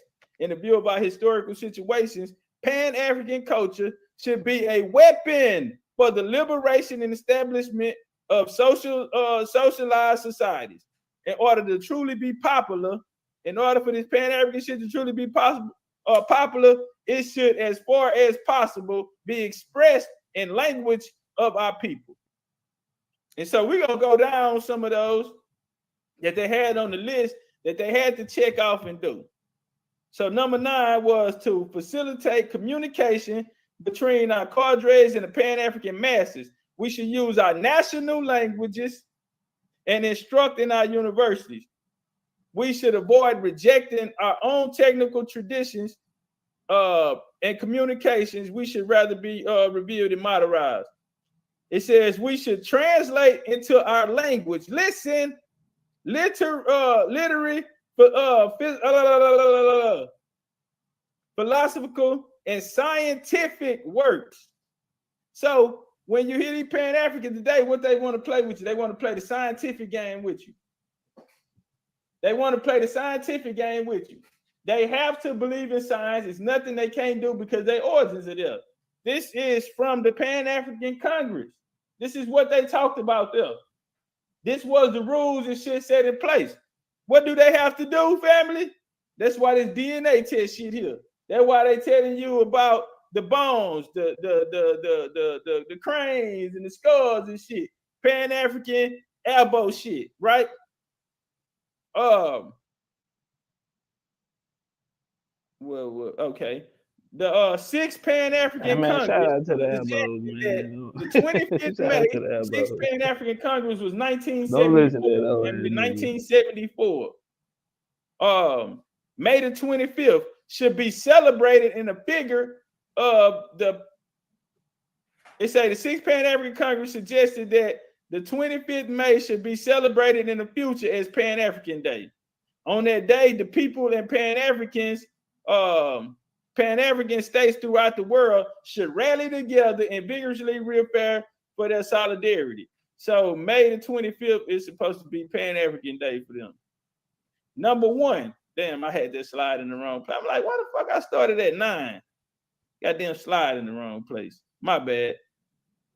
In our schools, number 1 says, in our schools, we must attach, in our schools, listen, please listen. In our schools, we must attach great importance to scientific and technical subjects. The very first thing they said, hey man, we need to put a culture down. We need to put a play down. This should be the foundation when we go out there and bring this message to the world. Number one way are they going to convince the people that are coming into this ideology, family? They said in our schools. So through the education, they wanted to attach great importance to scientific and technical subjects at all levels of education, and pupils and students should be involved in productive activities. The school must be instrumental in the services of the people. Number 2, in our educational programs, make sure first and foremost that the child knows his loyalty, he knows his nation, he knows that Africa, and finally that the world, we must also rehabilitate our values and our heroes who were treated with contempt by the colonialism. So this is where you get your Black History Month, where they go through Black history and tell you who your leaders should be. They tell you who you should be worshiping. All of this shit here was by design and something that they put down and said it is imperative that we do these things if we're going to accomplish this mission we're trying to accomplish. Number 3, in our various oppose neo-colonists, and I can't see the word so small, y'all. Literature which pours contempt on the people and their values. Number 4, make African language, written languages, and media for expressing scientific thought. Democrat education by making it free and accessible to all children up to the highest level of their ability. Make it free. Why they want to make it free? Man, come on, let's walk. To organize adult education, everywhere to arouse political awareness against all forms of domination and increase our productivity. Number 7, to ensure the emancipation of the Pan-African woman by giving her all political and legal rights. They want to give a Pan-African woman all political and legal rights, and by allowing her to participate in productive process. Number 8, each Pan-African state should review its present educational system in order to remove any neo-colonist influence and speed up the training. We should make every effort to reduce foreign technical assistance by training our own nationals. Put a whole play together on niggas. Number 1, don't forget, in our schools, attach great importance to science. You know them niggas say, oh, you don't believe in science. That's what the Pan-African tell you. Oh, you don't believe in science. It ain't no. Every time you talk to them, they trying to bring you into this science. And now you see why. Well, we're going to come out of there and come into the 80s, family. That'll leave us, because we go from 74 with the Pan-African Congress in the 70s, we're going to come into the 80s. African-American or Black pride with labels. This comes from the Chicago Tribune on Christmas 1988. Jesse Jackson say Blacks is no longer beautiful as a label. For Black people in this country, says Jesse Jackson, African American is more appropriate. Huh? Why is African American appropriate? Come on, family. Why is African American more appropriate? What we said. Huh? This nigga went to an HBCU. See, it wasn't the same back then. They couldn't put it together. It didn't fit.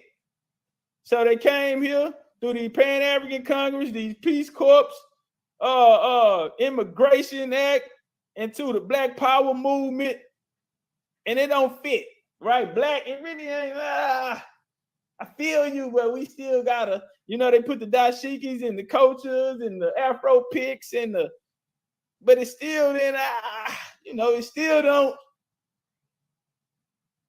And they come with the African American on your ass. So you go from Negro to Black to African Americans in 20 years. Nigga go through 3 different classifications in 20 years. How, Sway? And this is okay? Nah, bro. 20 years, you went through 3 different classifications. So now what they was trying to tie in that didn't once fit, now you got the African and you got the American together. Check.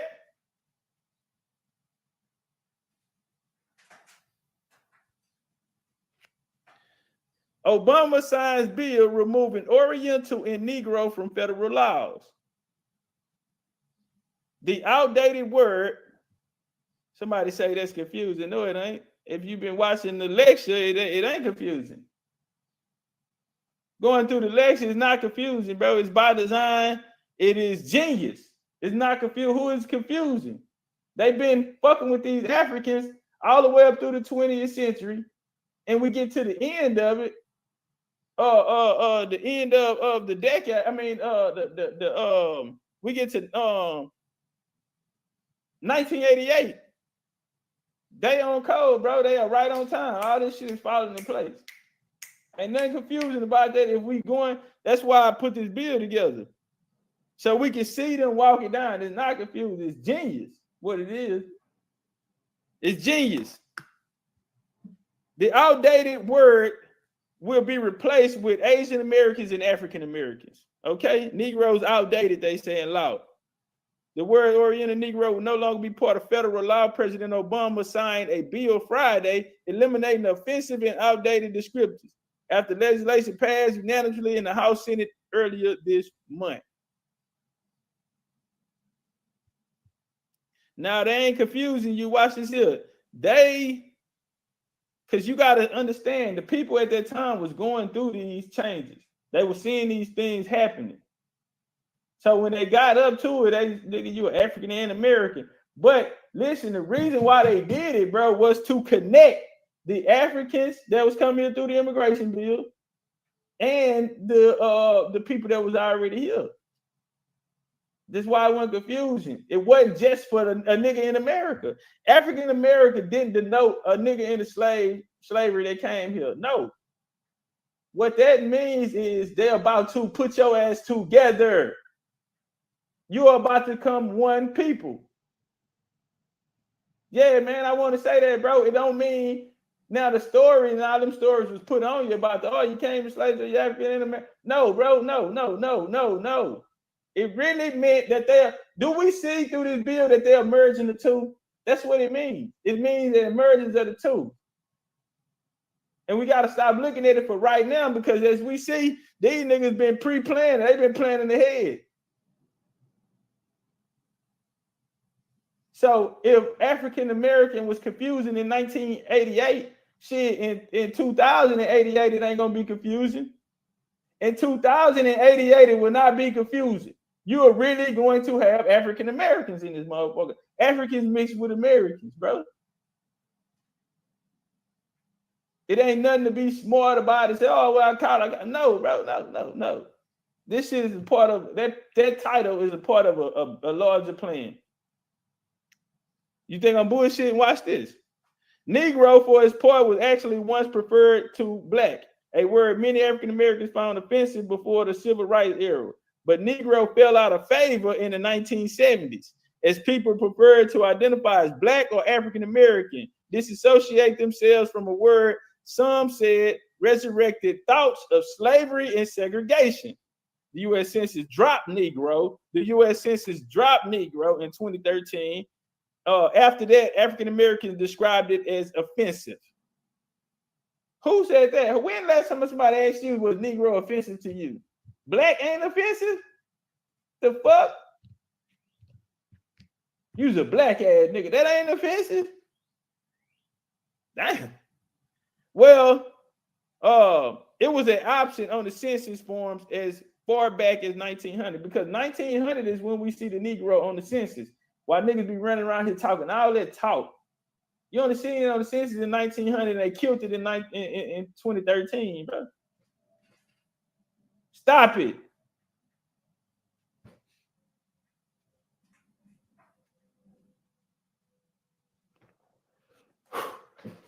Preserving and fortifying deferred actions for childhood arrivals, aka DACA.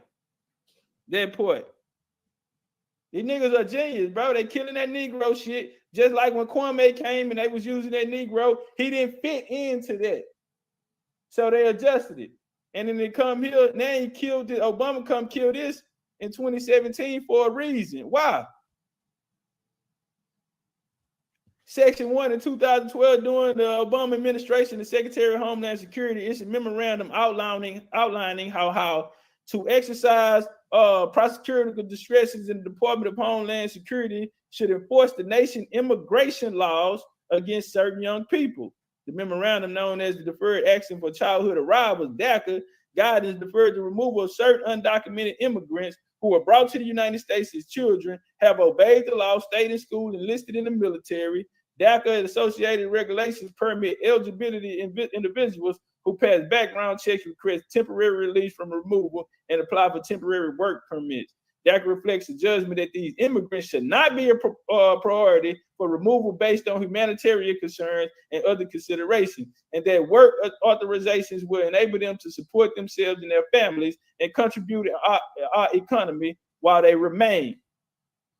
Very, very important. So all of this shit here is geared just towards them. Through this, we will see that rise of the black immigrants down at the border in Mexico. We will see Biden come back and bring on, he's going to bring over these immigrants out of South America. We see Sheila Jackson leading them in the hill, fighting for civil rights for these people. They need to be put on the fast track to citizenship, they ask. It's just 2022, family. So right now, we're just dealing with first and second generations. And they was out there calling you niggers and saying, fuck y'all. They can fuck your women for a cheap date. Yeah, going off on you. They here, they're taking all your jobs, all your education. Your government is giving them all the benefits, and they're going to take advantage of it and go back home and take that money and all that gain that they learned. And you niggas ain't going to have shit. You still going to be the white man bitch. You're going to be the white man bitch. You're a fucking monkey, a slave nigga. And you ain't worth shit, nigga. You're going to go to jail or get killed. You ain't shit. They're going to fuck your mama and your sister for a dollar menu. Yeah, they bought her something out the dollar menu, smoked the blunt, she gave the pussy up. Yeah, that's how they feel about you. That's now. But they had a plan in 2063 that Africa is gonna be everything is gonna be pushing towards Africa. If you black, you run around with that black shit, you support open borders. You support immigration, you support motherfuckers coming into, amalgamating into your culture. You support a motherfucker coming here, taking your jobs, getting your education and shit. You support that with that black shit. Why? Because that's what opened the door for it. And so in 2088, like I said, 50 years from now, this conversation of immigration won't be. 50 years from now, this conversation of immigration won't be. There'll be no need for it. Because that term, African American, would be the correct term. African immigrants are trying to cast Tyreek Nasheed on Twitter. Big bars by the legendary Big Chief motherfucking Topcatz.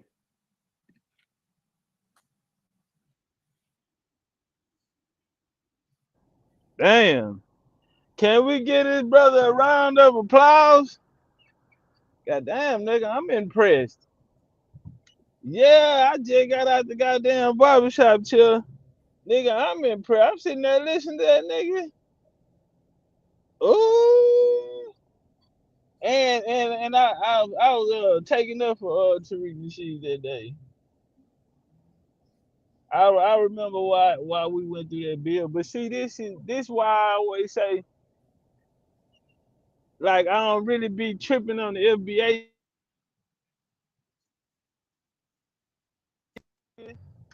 So it was bills like this, and this shit like every day or every other day. You know what I'm saying? But at least 3-4 times a week. Put it like that. We getting bills like this. If y'all heard him earlier, you say it took me an hour, 2 hours, nigga, while I was at breakfast to make this. So, I mean, you know, shit, I put a PowerPoint together last night, less than 24 hours. That we gonna do tonight. 8 p.m. Eastern time, 7 p.m. Central time. It's going up. You know, we on the flow with it. But man, shout out to Topcatz. I remember. So this was 2022. This I seen Dosey ask what year was this? 2022 type. Ago, feel like, um, yeah. But man, shout out to that brother, man. Just for bringing that awareness, bringing that understanding. And if you don't know why they call that nigga the Godfather of American Indian paradigm, nigga, be shit like that. The understanding, the walk down, like niggas ain't never heard this shit before. Most niggas that you listening to are still in the trick bag. They ain't never seen, had no understanding on this shit like that. They still got a little bit of that black power in they motherfucking ass. You know what I'm saying? They still, can bear to listen to that motherfucking rhetoric that coming from the black paradigm. I can't sit through this shit, me personally. But to each their own, but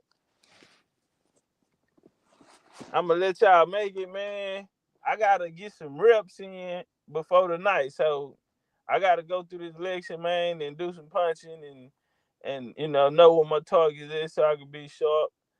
And before I do that, I gotta run a couple errands. So let me get to my day. I done gave y'all niggas my first half. I lost my auntie last night. Well, this morning, you know, still ain't processed it. You know, and I got this shit coming up. I ain't gonna postpone and switch the dates. You know what I'm saying? Because this shit here is a part of, you know what I'm saying, me trying to get to where I'm getting to. So, tomorrow I'll deal with all of the, you know what I'm saying? But today, nigga gotta lock in, stay focused, and try to get this job done, from this vision that I see for the game. Just trying to get it done, you know what I'm saying? And wake up as many people as a nigga can to see what's really in front of them. You know what I'm saying? Like, um,